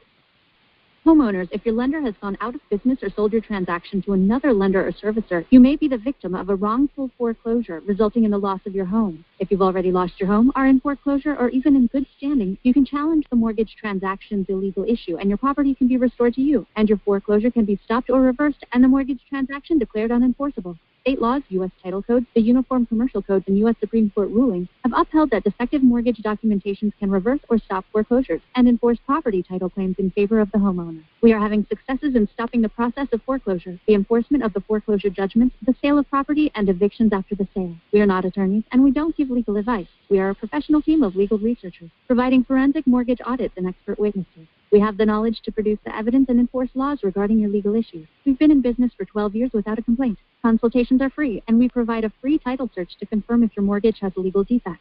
Please call 855-253-3748. 855, the number 2, keep it today.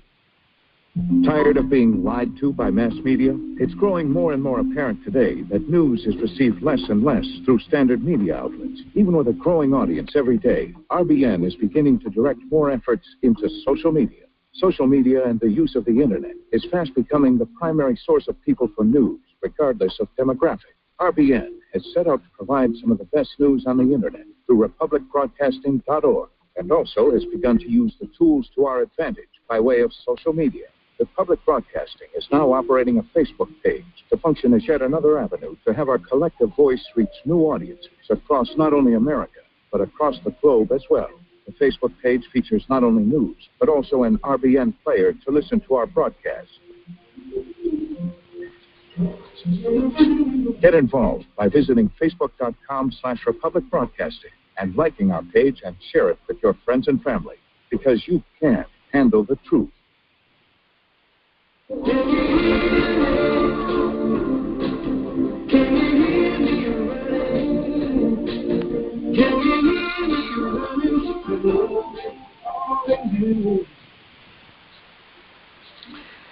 Good evening from Targeted, Massachusetts and the Republic Broadcasting Network. My name is Frank Allen, and I will be your host for the rest of the evening, which unfortunately is not too long. You can call in and ask a question at 800-313-9443, or you can listen at 605-313-0163.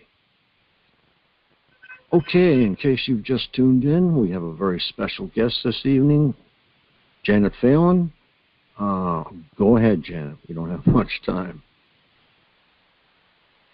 No, but I think we're making our point here. We have lost the rule of law in the U.S. Our judges are corrupted by bribes and payoffs.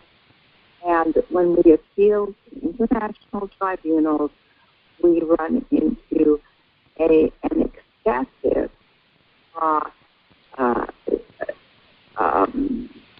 accommodation for the United States. The United States has a lot of entities that are propping up its failing public relations persona. We are supposedly the leader of the free world. We have these wonderful mechanisms and courts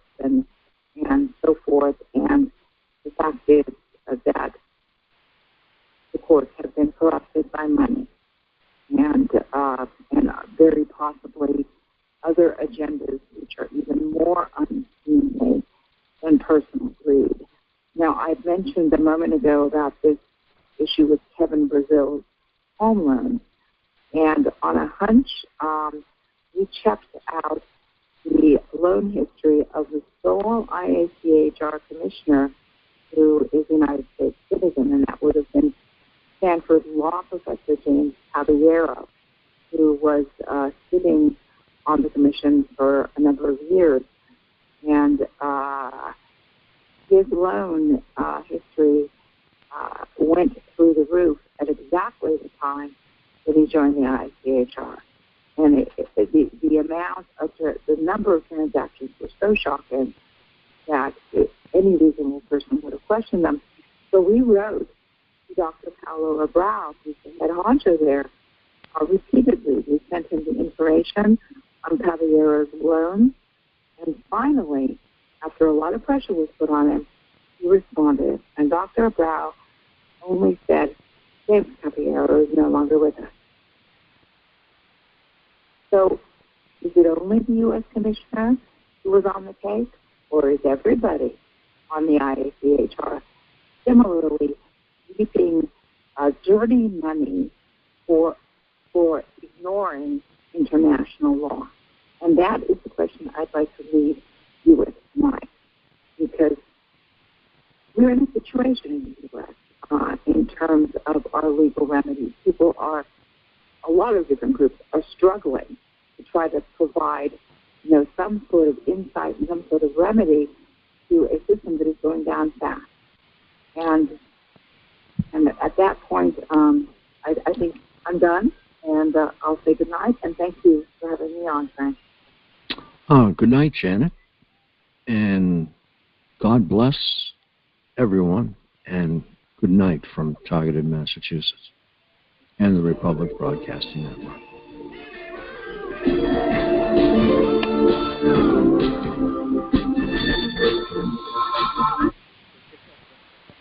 Yeah, we'll have to get her a new phone, I think.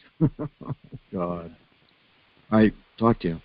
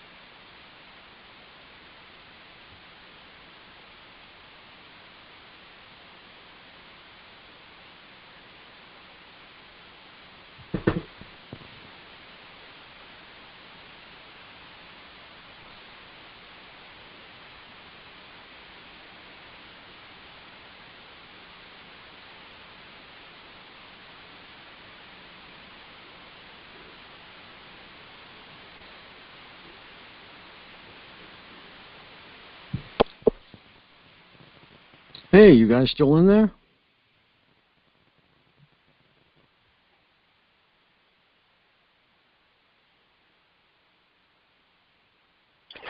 Oh, yes, Frank. This is David. Hey, how you doing? Yeah, Janet had a really bad phone line, so it was really hard to hear her, and I couldn't hear her myself half the time. But I'm going to call her up tomorrow and see if we can try and line her up with a better phone, because she's just not making it. Either that or a headset for the one she's got. I think her mic is just crackling up, because I think she had a connection. So how are you guys doing? This is David. I'm just exhausted today. That's all. Oh yeah, I can see. How you would be. G8's muted. Boy, that's unusual. We didn't have any issues, did we? With any outsiders that have already left? No, not that I know of. Okay, that's good. Sometimes we have a couple of party crashers that come in. Yeah, they make themselves pretty well known. Yeah. Oh, yeah. Hi, Wide-Eyed. I didn't see you in there. Yep. I think maybe we'll get a few people rolling in. I'm going to send out another message down to Facebook to see if we scare some more people up here. They just don't know where we are. They just don't open the mail. You know, that's if you don't open the mail, well.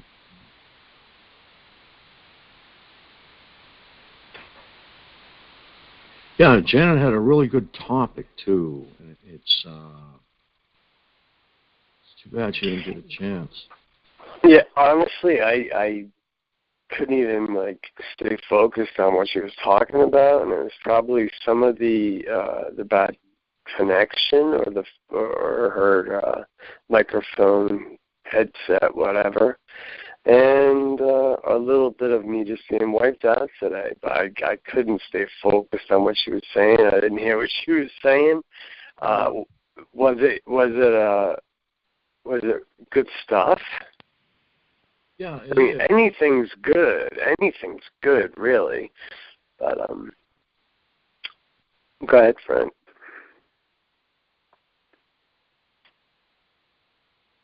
Yeah, she usually does a really good job, but this last time here, I don't know. I think the phone she used is bad, or something is bad, because she's just not making it through. I'm gonna call her up and tell her that, you know. Yeah, if you could do a redo, that'd be great. I mean, who knows? I mean, I don't know how the recording came out. Well, if I get it up to YouTube, YouTube has a way of making things sound really great once they process it. Oh, really? Okay, I didn't know that.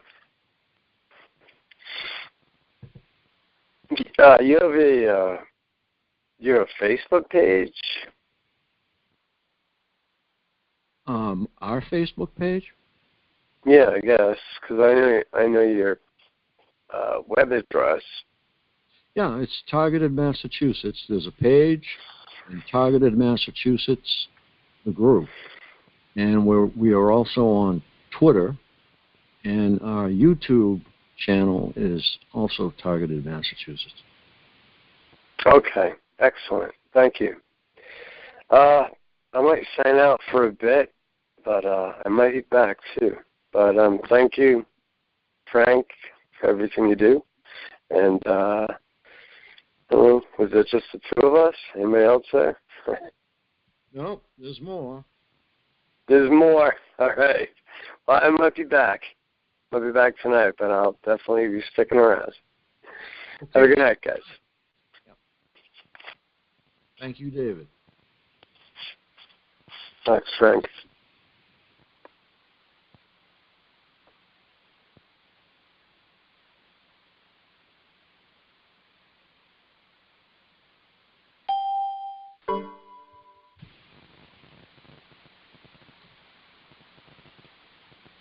I hope that's somebody coming and not going.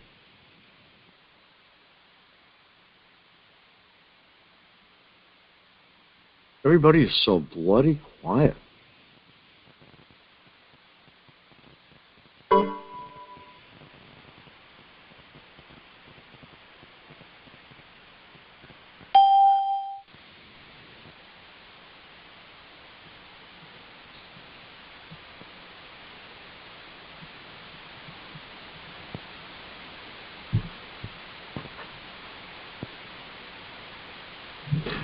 Okay, I'm really enjoying this venue. I think it really kicks ass on GoToMeeting. That's my personal opinion. What do you guys think? I think the audio's better. I think the video's even better. So I think I'm going to fly with it, unless I get some strong objections.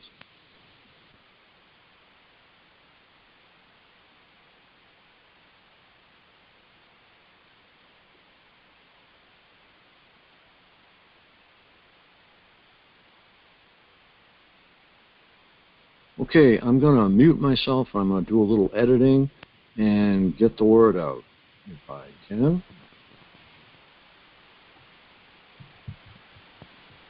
So you guys can chat.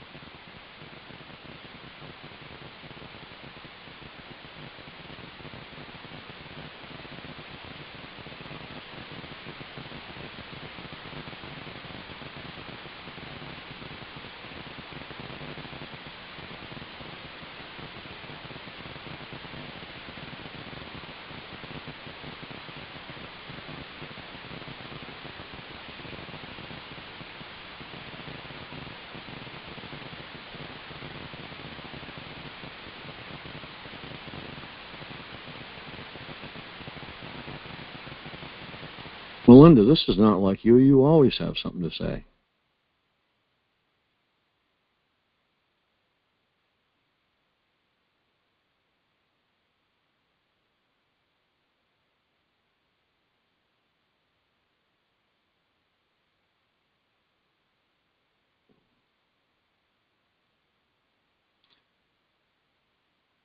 Okay, well, tomorrow evening I will be on RBN again, I think, maybe by myself. And I will be presenting a lot of data on the weaponization of the electromagnetic spectrum. And the only reason I do that is because it relates to us, because they're using the weapons on us, and it's totally related.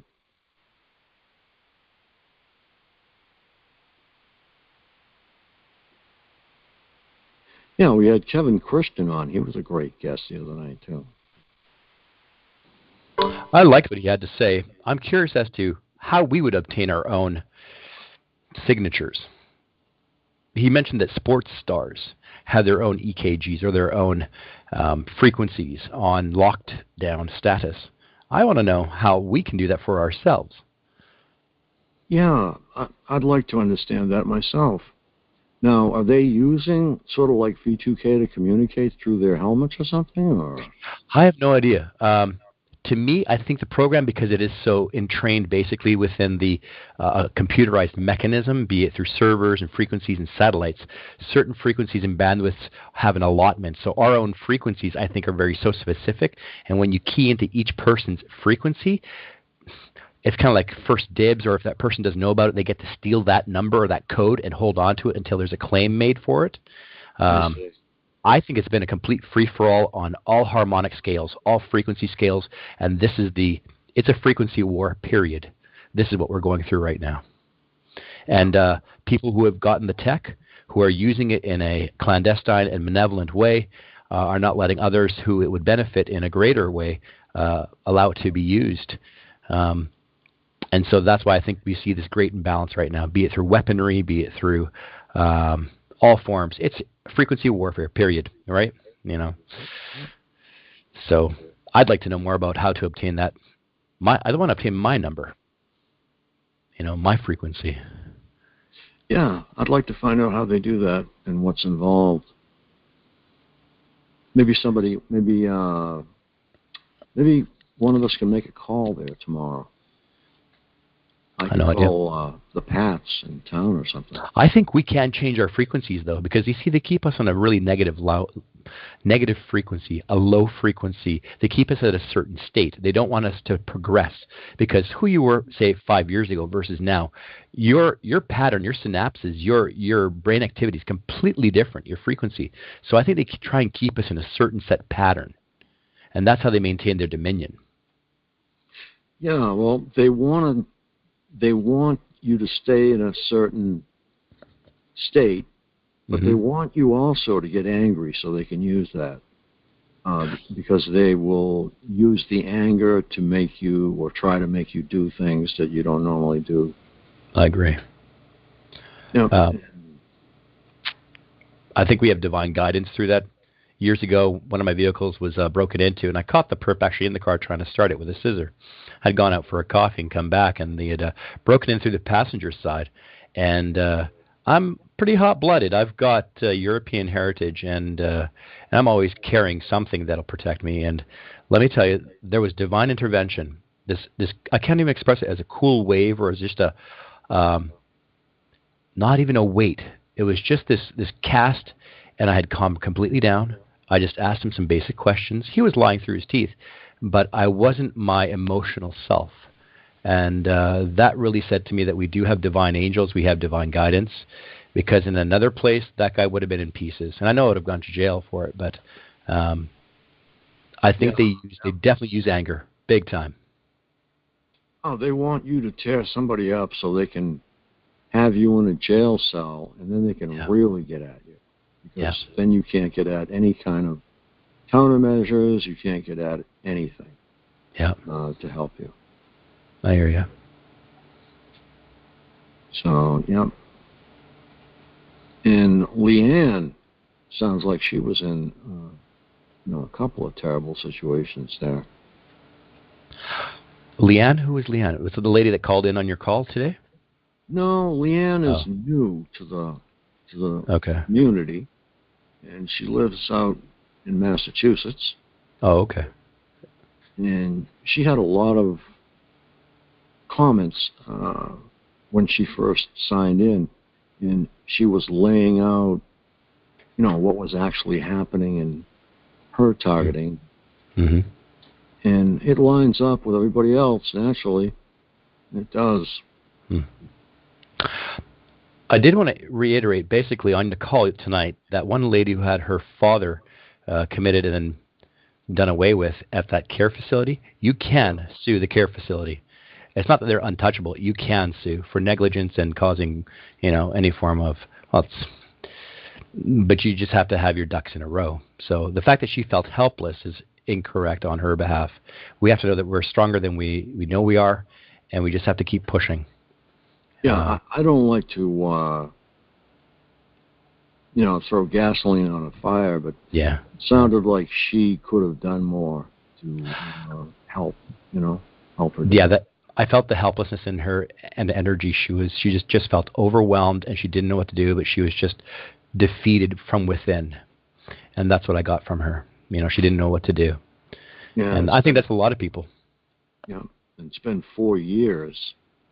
And she still is troubled naturally by it. Yeah, I know.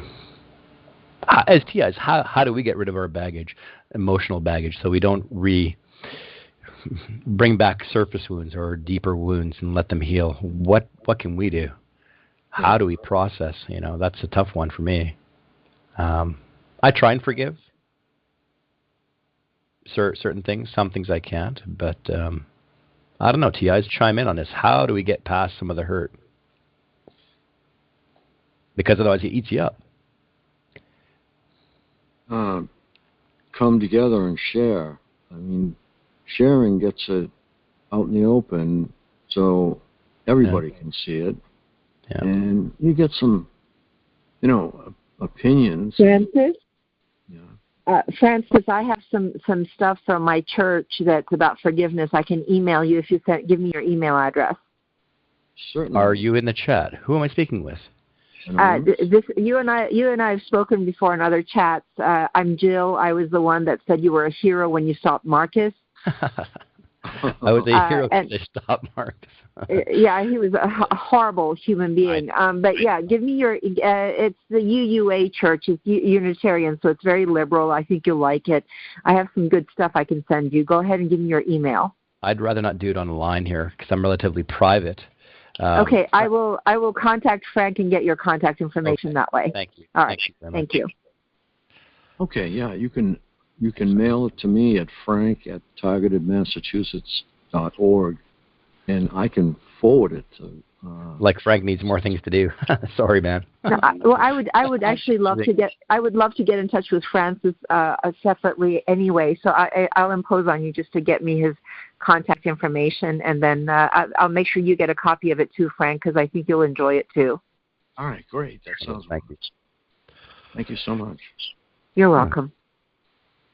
Actually, goodness, yeah, it did reinforce exactly what you're talking, Frank. That sharing about what really is happening, it does help. I think it helps all of us. We have to let it out sometimes. I think as TIs, we bottle things up. We do because we have to sometimes.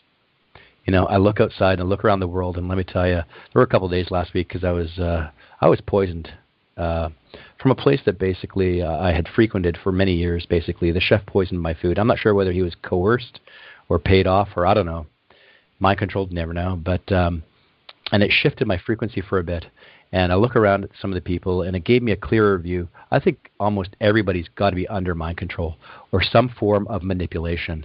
There's no other way that this could ever come around. I mean, I just look at them, and it's like a lady had 2 cell phones in her pocket, one in each in her back, because I checked out her butt because she was cute, and then one in her hand.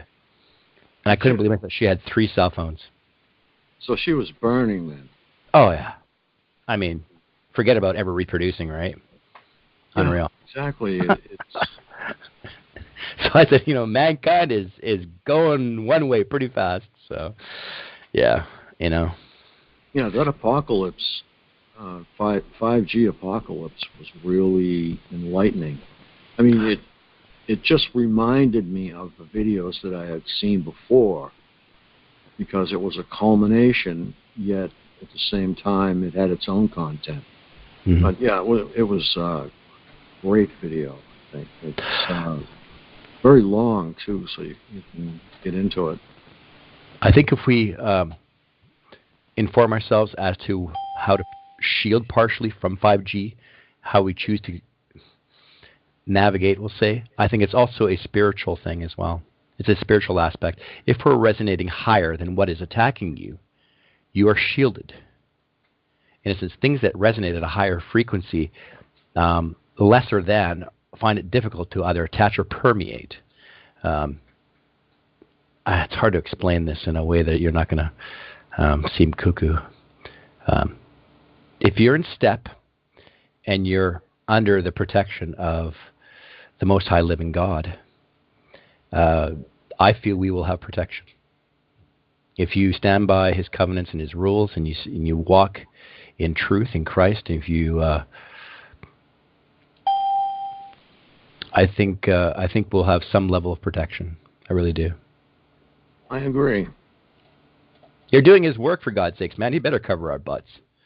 I know. Nobody else is fighting it. If we didn't fight it, it would take over the world. And we're bringing it to the surface. Mm-hmm. And people are noticing it. So, yeah, damn straight, we're doing something right. And this is one thing that TI's asked, well, why don't we all get together in one place? I think it was designed for us to be everywhere, in small places, large places, all over, scattered. If we were simply in one spot, we would only burn in one area. This has permeation throughout the world and through many forms, physical, spiritual, energetically. So TIs should not feel like they're alone. We're not alone. We're just in different places. Yeah, exactly, too. And it's proof positive that it is everywhere. Yeah. If we were all in one place, we'd never know that it was spread out. Yeah. But I'll never forget driving from state to state to state to state to see, what happened with it. And basically nothing happened with it except I got hospitalized again. Oh, jeez. Yeah, it's in Pennsylvania. I got hospitalized. Then I went from the Pennsylvania hospital right to the FBI. Wow. Wow. Yeah, right to the FBI. I was reading something. Oh, no. You know what? There was several other people, too, whistleblowers, that experienced the same thing as you did in regards to laser use for affecting the optic nerve or the eyes. Alfred Lambermont Weber, which you may know. Andrew Basiago is another person. There's a whole host of people in all forms of, say, either truth or any type of activism that get attacked this way. It's not through just being radiated, but it's through these weaponry. So there's no such thing as coincidence. This is all coming from a specific source. Yeah, and I thought too that maybe this is a message from the big bosses, maybe. Somewhere high up in DOD, if you will. That's just an example. That just ordered that strike, I keep looking for perspective because I keep stepping back and trying to see the game in all its forms and its different levels. I keep coming back to, hey, this is a spiritual battle. They have their chief and commander, which is in a fallen state, and we have ours. And, I think... Hello, that sounded really weird, but hello. It's goodness. I just wanted to ask you something real quick.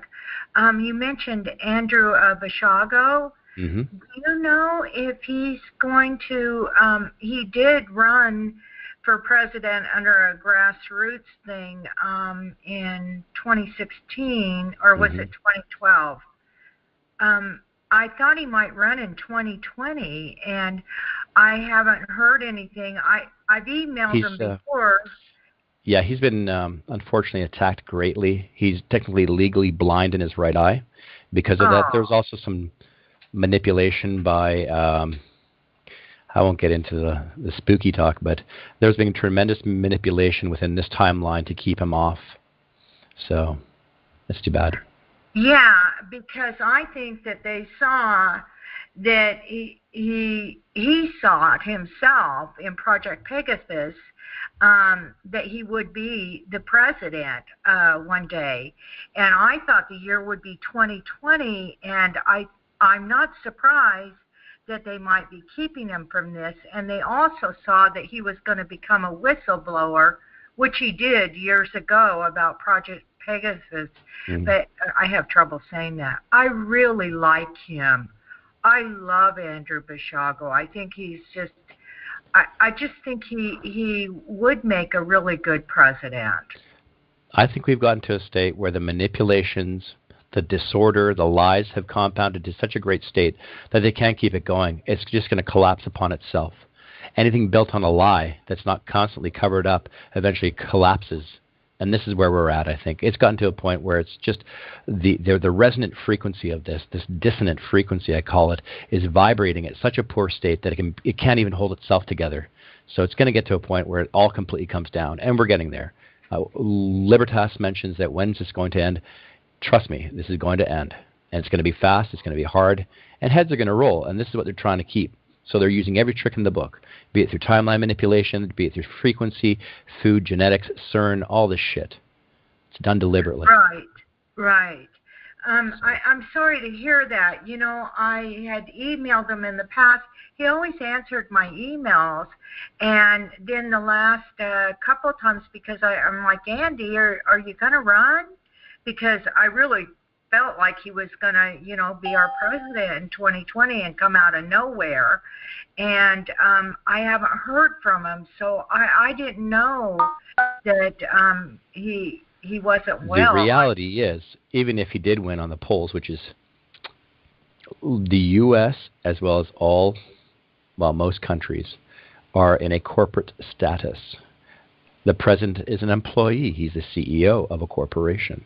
You will not have lawful, common law, or any form of representative voting allowed currently under this form. And that's true because of the rigged system, people are waking up, and this is what I hate that term, waking up. People are becoming aware of the state we're in. And so I think as things manifest, become greater, this is something they can't win, and they know they can't win. They're just using tricks. We just have to be steadfast, trusting God. He's got our back. He does. Absolutely. And this has come to a tipping point. I really feel like it's, about ready to, I don't like the term explode, but it is about ready to, come to a head now, because we are at a tipping point, and because there's so many that just don't trust anything anymore, and because of all the lies. And it's not even about, could there be a redress done? It's about these people. It's so vast and so wide, and the crimes going global, and it's so insidious. Okay. There are no words to I know. what this is, and a lot of heads are going to roll. I mean, people are going to be really, really upset. But let's focus on a positive outcome. I hear in a lot of calls here, people are very much sharing the effect they feel. They see the darkness. They see the injustice. I'd like to focus on also some positive benefits. People so that that we are can targeted.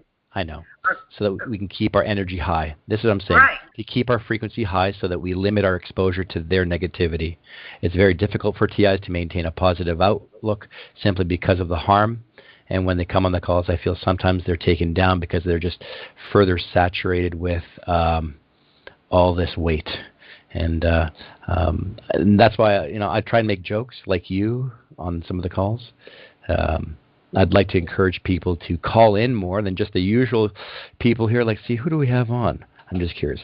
Wide-eyed, she calls on occasionally. Libertas, come on, get on the phone. You got nothing else to do. Did you finish your fake chocolate pudding tonight, huh? Anyway, sorry. Guys, don't buy imitation chocolate pudding, okay? FYI. If you're going to buy pudding, buy proper pudding. Yeah. Anyway, but I'd like to encourage people just to be a little more positive, not to be so down on themselves. We're here because we're strong. We are special. I truly believe that. And I think we got a job to do.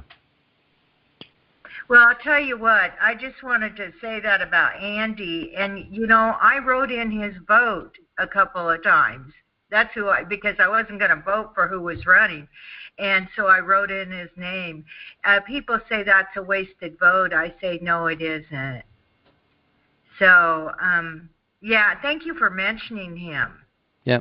There's a lot going along in different theaters. There's a lot going along in the esoteric, be it through. This is not just on our plane, meaning that there's not just in with our sphere. No. There are battles up and down.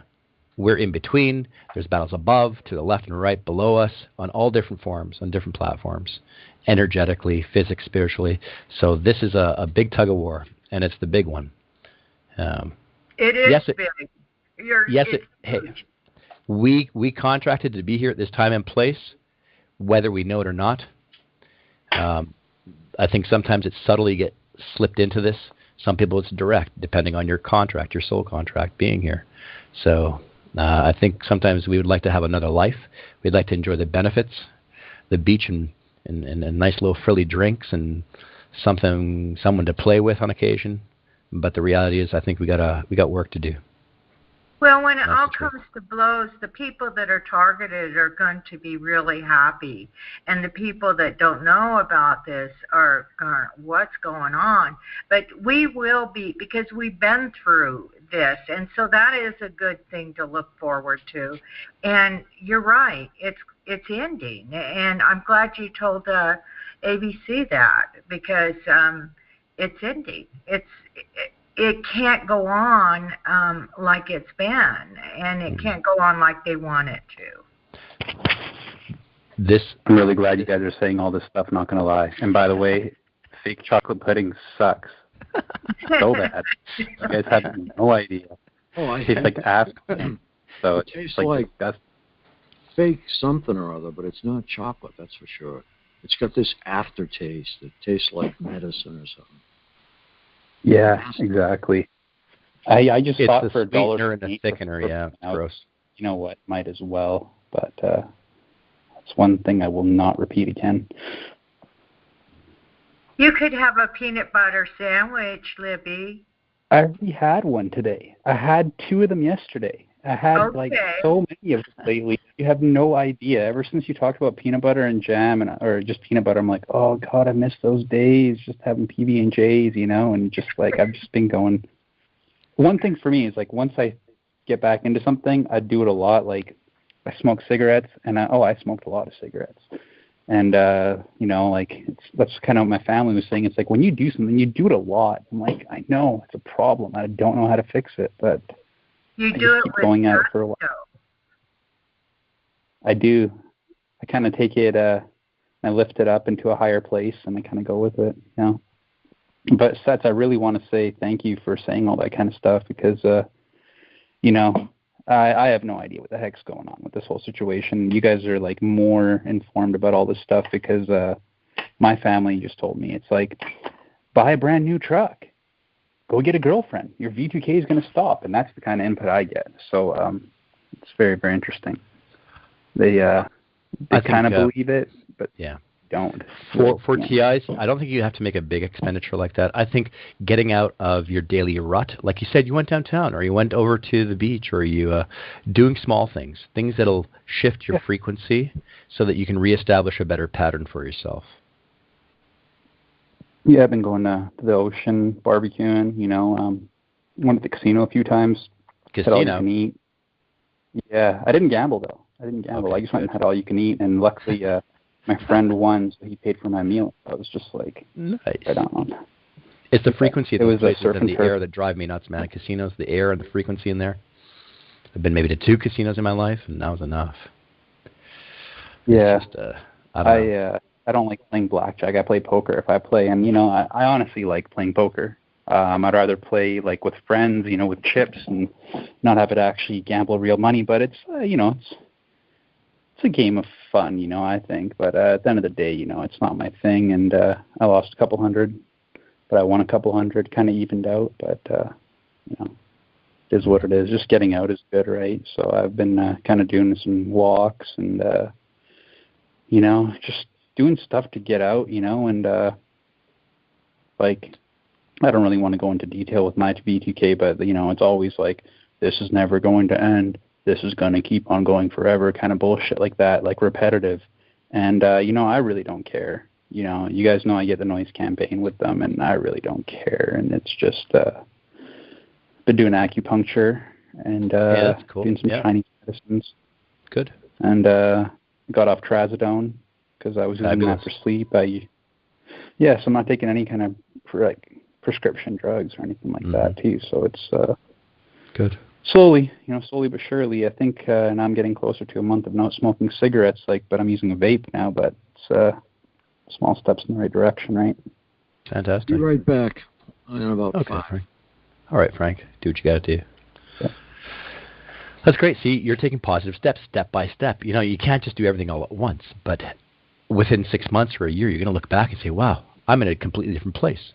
I'm better, I'm healthier, I'm doing things I want to. Yeah, I'm still being messed with, but you're still pushing forward, and that makes you so much stronger. Yeah. So I applaud your efforts and your choices and your decisions. Right on. Keep doing it. Bravo. Thank you. Appreciate it.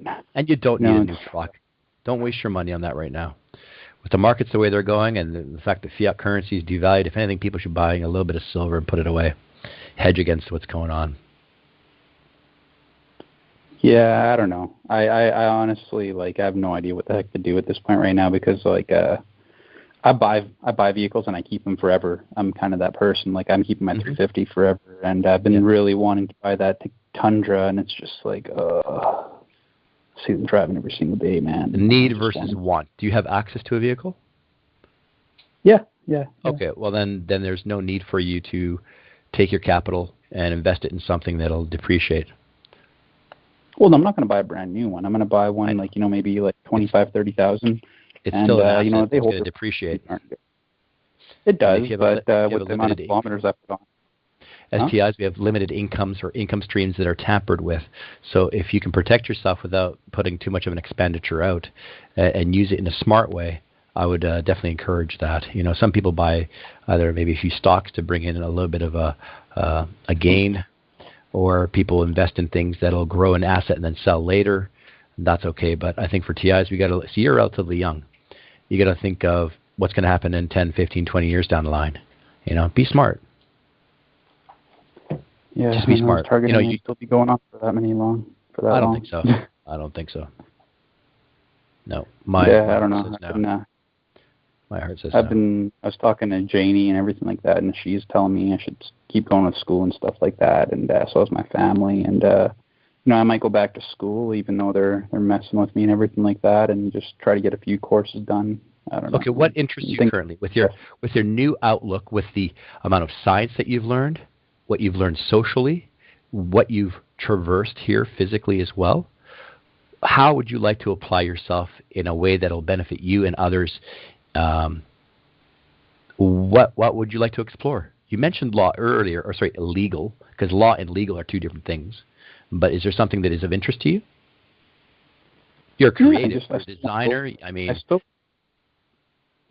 I don't know. I really like designing stuff like that, but at the end of the day, for being in sales and understanding many different fields myself, I just really think my time is worth more than 60 an hour. Like even some good commission, 100 an hour kind of thing like that, right? I just want more for my life, to be honest with you, right? I know. I think in 2011, I worked out then what the minimum wage should be compared to 1911, and it was $37 an hour. In 2011, that's what it should have been. $37 an hour should have been minimum wage then. So you can double it by now. That's just basic minimum wage to live. It's crazy. So the imbalance, again, the imbalance of what's going on here is what's really stuck out to me in all forms when I did if I go down and do some research, or if I look at my own life and reflect and how I allocate my time. I don't spend it, I allocate it. There's such an imbalance in all systems now that it has to be righted, because the creation is about balance, and this is what they're trying to stop and lock down, is it coming and righting itself. And so we just have to focus on that, focus on the righting of it, the restoration of harm and remedy. And so please have faith in the fact that it will stop and we will be restored. I truly believe that. I do. Yeah, it couldn't happen any sooner than, I don't know. I'm always just thinking, I'm like, oh man, is it right around the corner? Is it right around the corner? And, I don't really truly think that. I know it's going to take time and everything like that. It's just, that part, I think that part in everybody is just like, just want it to be over now, like want it to be over yesterday kind of thing like that. But slowly but surely, I don't know. Well, you said you had. I don't really have much to say, to be honest. Because you got lots of time, right? You have lots of time. What type of interest would you like to pursue? I honestly, I don't really know, man. For working, I really don't care. I honestly just want to be in a boat. I just want to be in a boat away from everybody. Like, seriously, like, fuck everything and just no, be in a boat. Admiralty in the middle of the ocean? Are you kidding me? No, man, I could do it. I could literally just be on a boat, come to shore once in a while, Wow. Get some food and go out and do my thing, man. I honestly really would like that. But I've always kind of wanted that in my life, so. Okay. And have you spoken to sailors, people who have done this as a profession? Fishermen, have you spoken to people who perhaps travel or even work on cruise ships? Speak to these people and how they're living, say, 10 years after their shipping days, and see how it affects them. Being on water is very different than land. Many people that go to ship can't function on land. It's a different life.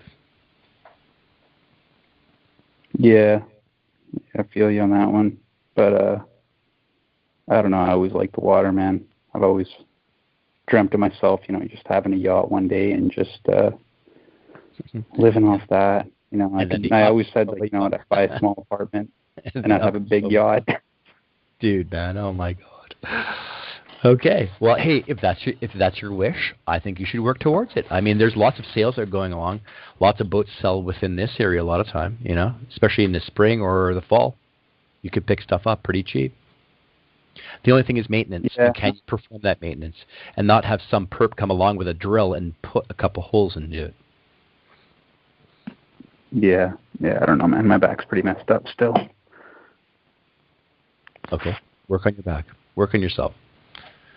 I think we should have ABC's cookbook. You know? My cookbook? Sure. Or menu suggestions. Man. I just randomly cook, man. I don't even know. Cool.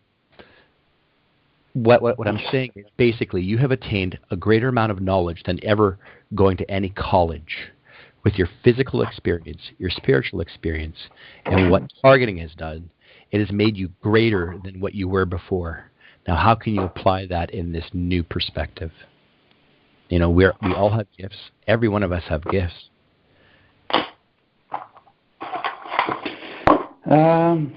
I don't know, man. I have no idea at this point right now. I'm just still in this limbo situation where it's just, you know, I'm going at it day by day, man. I'm pretty sure a lot of people are on that. Just day by day, man. I have no idea. Just hopefully I can, you know, do some things in my life that I enjoy. You know, I was going to go crabbing, but I don't know, man. I went there and there was no crabs. And I know it's totally off topic, but, like, you know, I've been trying to go fishing lately, and hasn't been good weather for fishing. The days I want to go fishing, I bring a charcoal barbecue, and can't go fishing at that lake or do a barbecue because there's no charcoal barbecues. And I'm just like, dang it, man. Got all this food marinated and stuff like that. And, you know, it's been kind of like hit and miss, but that's okay. You know, it's it is what it is, man. I don't really. I choose not to get upset about, like, little things anymore because there's a lot more bigger things that I have to deal with. And agreed. I did the same thing. I used to be not just a micromanager, but everything had to be perfect. Everything had to be a specific way or for a desired result to the highest possible standard, we'll say. And now I think there's a lot more acceptance because we see perspective from others. If you can put yourself in another person's shoes, if you can see from their point of view, I think we become empowered, and then we don't think about ourselves as much. And I think for TI, yeah, me too. I used to be a perfectionist. Me too. I would do everything until it was absolutely perfect, like doing measurements for, you know, building like a table or, you know, doing my silver work or my leather work. Man, I would cut through so many pieces of leather to get that one perfect line, you know, or redo something because I didn't get the leather edge perfect, you know. I just I got over that now. I kind of like realized that there's some things that when they're made by hand, that those little imperfections make the beauty in it, and you don't have to make it you know, ideally perfect, I guess is the way to put it. And that's how I kind of live my life. That's just like, it is what it is. I feel it's the imperfections that we fall in love with. We see the beauty there, but it's the imperfections that really tug at us and that really we find a connection to, be it with the people who we love or perhaps the few things we may collect as an object or something that we desire. I think it's the imperfections that make it special. I really do. You know, be it a pet, be it a friend, conversations or things. It's the bumps and the bruises that make it special, I think. I don't know. Maybe it's just me. Maybe I'm weird. No, you're not. No, it makes sense. It makes total sense because interaction with humans are definitely not perfect. And you kind of just have to go with the wind sometimes with it, right? Different opinions, agree to disagree with a lot of situations. And, you know, it's just keep going and not get upset about things. So I agree with you on that. These calls have provided a perspective, have not just broadened my perspective, but we get to see people in their true forms. We get to see them from the lives that they've lived, and that is such a gift. Most places and most people tend to be very basic, I think, very guarded or flat. Here we get a full range of emotion, personalities, and experiences, and I think that's completely invaluable. It's beautiful. So thank you to everybody who participates here. Thank you for sharing. You make us better. We make each other better, I think. Yeah, it's definitely good to have support from people that actually believe what the heck's going on, man, because this is so left field that it just doesn't even make sense. You watched the Captain Kirk video with, what's his name, William Shatner, right? A part of it, yeah. I didn't have time to watch it all. The documentary thing. Yeah, I have it that shit bookmarked. Yeah, that shit talks like everything about it, but that was from 2012, 2013, and it's just, they put it on such a weird channel, weird or not kind of show, so it's like they give that like 50-50 kind of believability to it. But I don't know, it really does kind of hit exactly what the heck's going on with quite a few people, right? But, I got to excuse myself. I got a little bit of noise coming from the background here. I got to check it out. My dog alarm's going off. Give me a second. I'll be right back. You keep the ladies and everybody busy. Come on.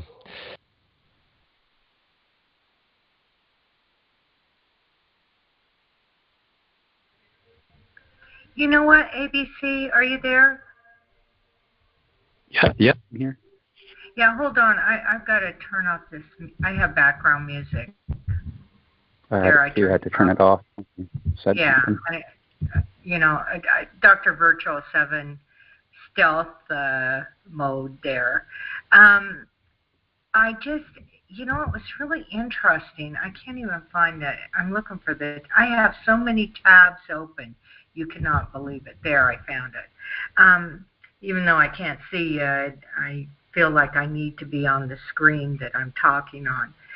It was interesting about what Setsa was just saying about, being a bit OCD. He didn't use that term, but, being perfectionistic. And you saying that too. And I just started thinking,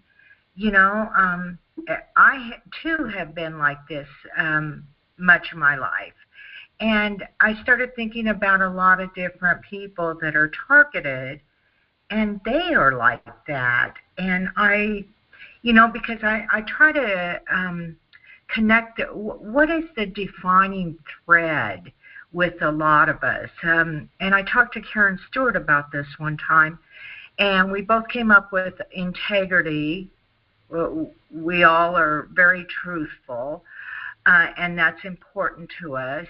And each one of us is very tenacious. We don't give up easily.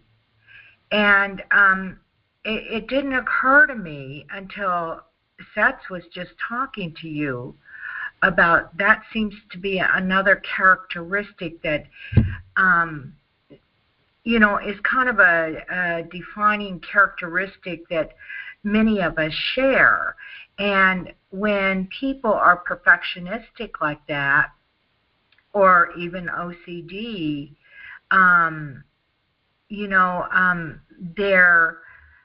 they're more free-minded and are better discerners. They can discern things better. They're better remote viewers. They see things that other people don't see. And of course, that isn't liked by some people because, of course, they don't want people to see things that are going on. And it just kind of took me back for a minute when you two were talking about that, because for the people that I know pretty well, they are perfectionistic and are very knowledgeable and very tenacious. And I mean, they seem to share this thread that not everybody else does. And I'm wondering if that is, frightful to the so-called powers that be that are really losing right now. It just, what are your thoughts on that? From what I've noticed, everybody is more of a free thinker, you know. They very creative. You know, they're caring people, like, you know, like they target a lot of like mothers and everything like that. You know, a lot of good-hearted people. You know, some people may have done things that are wrong in their life, but deep inside, you know, like their judgment is still good. You know, like they don't, you know, people have made mistakes, but overall, I think it's I don't know. There's a lot of really, really positive things that I've heard from a lot of people, and again, I take everything with a grain of salt. You know, nobody tells their full story ever. Right. But I always kind of think about it. It's like, you know, are these people the more truthful ones? You know, are these the more creative ones? Like, what are they trying to build knowledge upon? It just seems like they're databasing so much from us. And you make a really good point there, what you just said, because many of them are empathic. They're they feel deeply, and they are free thinkers, like you said, and they're more compassionate and more empathetic than some people are. There seems to be, and it's just an observation that I've made that I find rather interesting. There seems to be these common threads among us that, I mean, we're not really that much different than a lot of people, but in a way we all seem to share certain characteristics, and I don't know quite where I'm going with this. I read one time, ABC, I read this thing that I thought it was extremely interesting, that OCD, obsessive compulsive disorder, it's not really so much a illness as it's people are trying to they actually recall heaven, and they're trying to recreate heaven on earth by being so OCD. And now it can run into a problem if it's controlling your life. But I've seen that many TIs are they're perfectionistic, and they're smart. And another thing they are is they seek knowledge a lot. Do you do that? I was going to say earlier, it's if I don't know something, or if I can't find something that suits my needs, I will learn about it and I'll build it myself.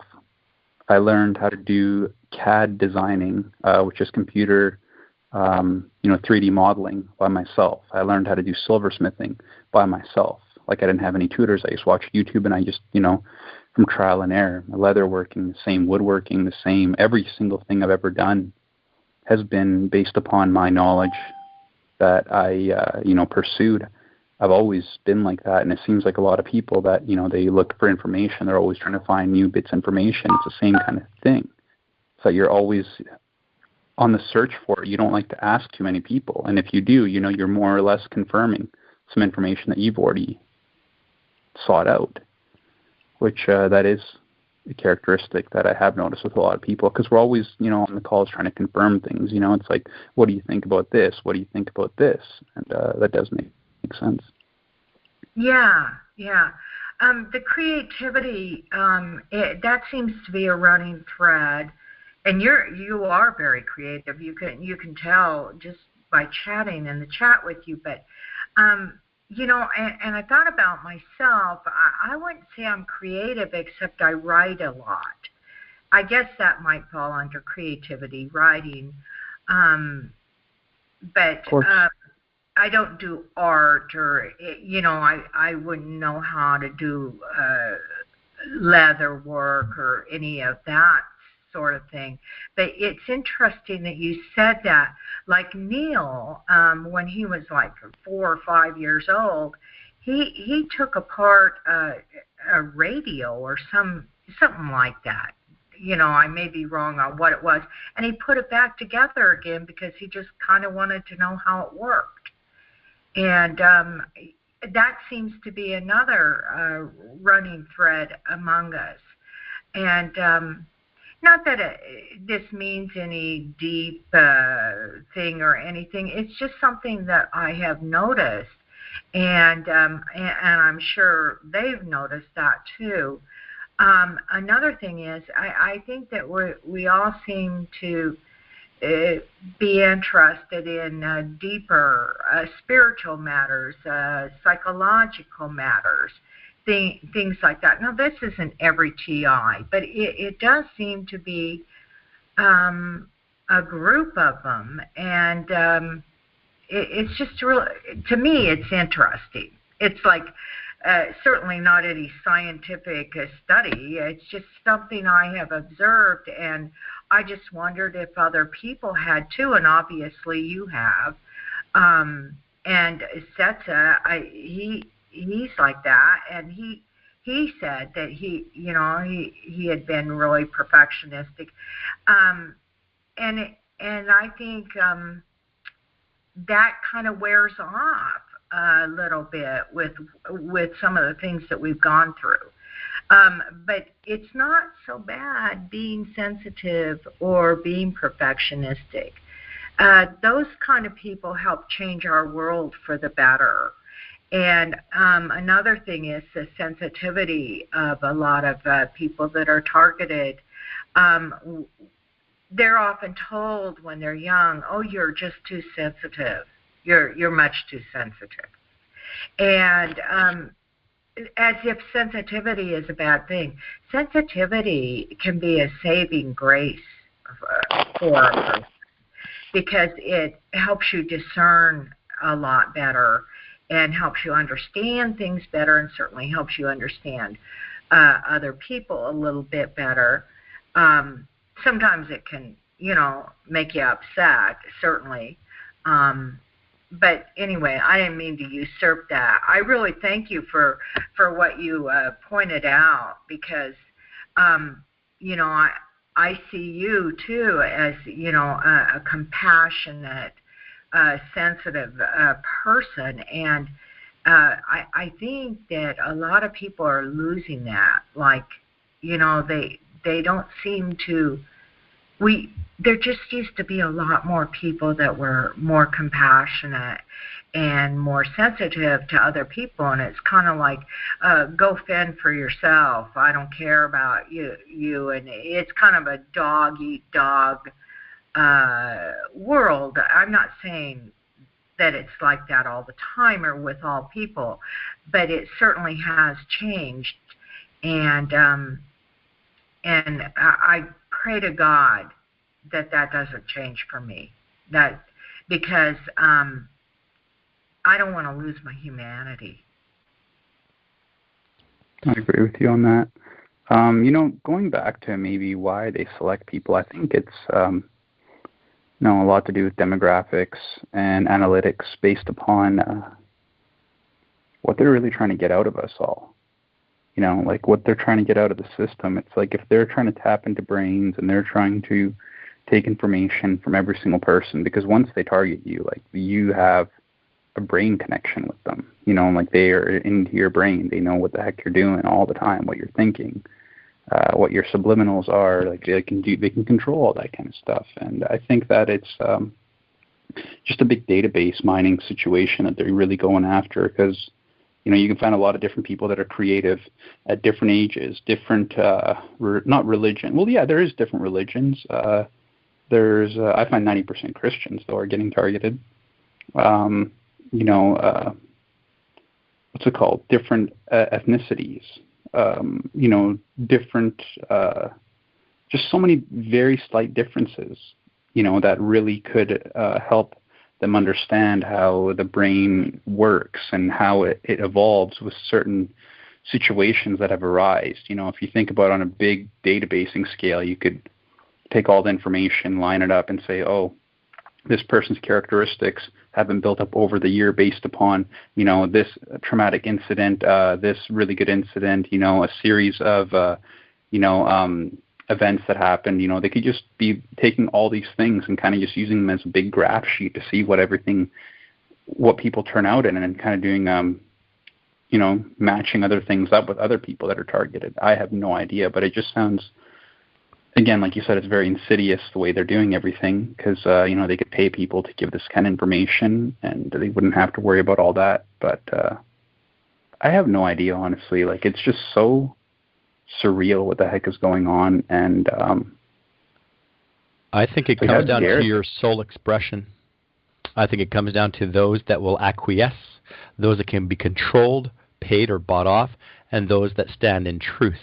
That's what I think it comes down to. It doesn't matter what your background is, although it may play a part in it. I think it comes down to will you fit into their game, their system, or will you be an opposition or a thorn, or possibly someone who will create a positive benefit for loving souls, i.e. take down their system or shift it in a way that they can't control.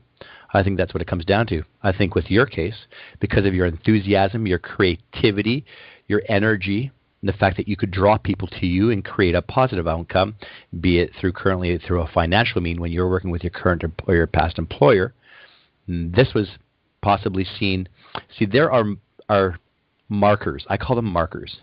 They have set them up, and they watch everybody. When you pass certain markers, and you cannot be either controlled, used, or stolen from, then they escalate upon you. And this is done through every society. It's been done in the past in a different way. And this current epoch, it's done through technocracy, through science. But this all comes down to the soul expression, who you serve, what you're about. And that's my take on it. And that's absolutely I agree with you on that. a good take. All our actions are derived. All our actions are derived from your spiritual, moral point of view, who you are, what you are internally, that you manifest externally. And this is something they've tried to control for a millennia. The soul, hacking the brain, sure, but the soul, what governs everything, the meat suit, the body itself, the vessel. Wow. So this is all how they can twist, contort, manipulate the physical body into a way that either steal from it through intellectual property or steal assets, as something that you've created through your hard work and labor, that the soul pushed the body around through this 3D matrix system to obtain some form of comfort or support. But it all comes down to soul expression. And that is my take on it. That's a really good point. And this kind of thing, it's like stealing energy from others. It's been going on since Jesus walked the earth. It was going on before then. Like you said, now it's with technology. It was done in other ways, in the way back. But it does have a lot to do with the soul expression. And I think it has a lot to do with, I think of James Taylor in that song, You Got a Friend. They'll try to steal your soul, but, oh, don't you let them. And I think you make some really good points with that, Setsa. I really do. I try and gain perspective. I mean, you work through the layers. You work through the physical, and need, wants, and when you finally step back and you look at the big picture, I call it, or the full game, it really comes down, I feel, to our soul expressions and our journeys here, and to do the work that we've contracted to do here. So I know that we're all suffering, but there's a reason for it, and we have to trust in that, and that we don't have the full view, but we have an obligation and duty to fight it in whatever way, shape, form we can, but still maintain ourselves. Don't give in to the evil, to the bullshit. Some people do, but there's a price for that. So keep fighting. I wish to encourage you guys to keep fighting. Don't be hopeless. Don't live in fear. That's key. Don't live in fear. That's really key. Yeah.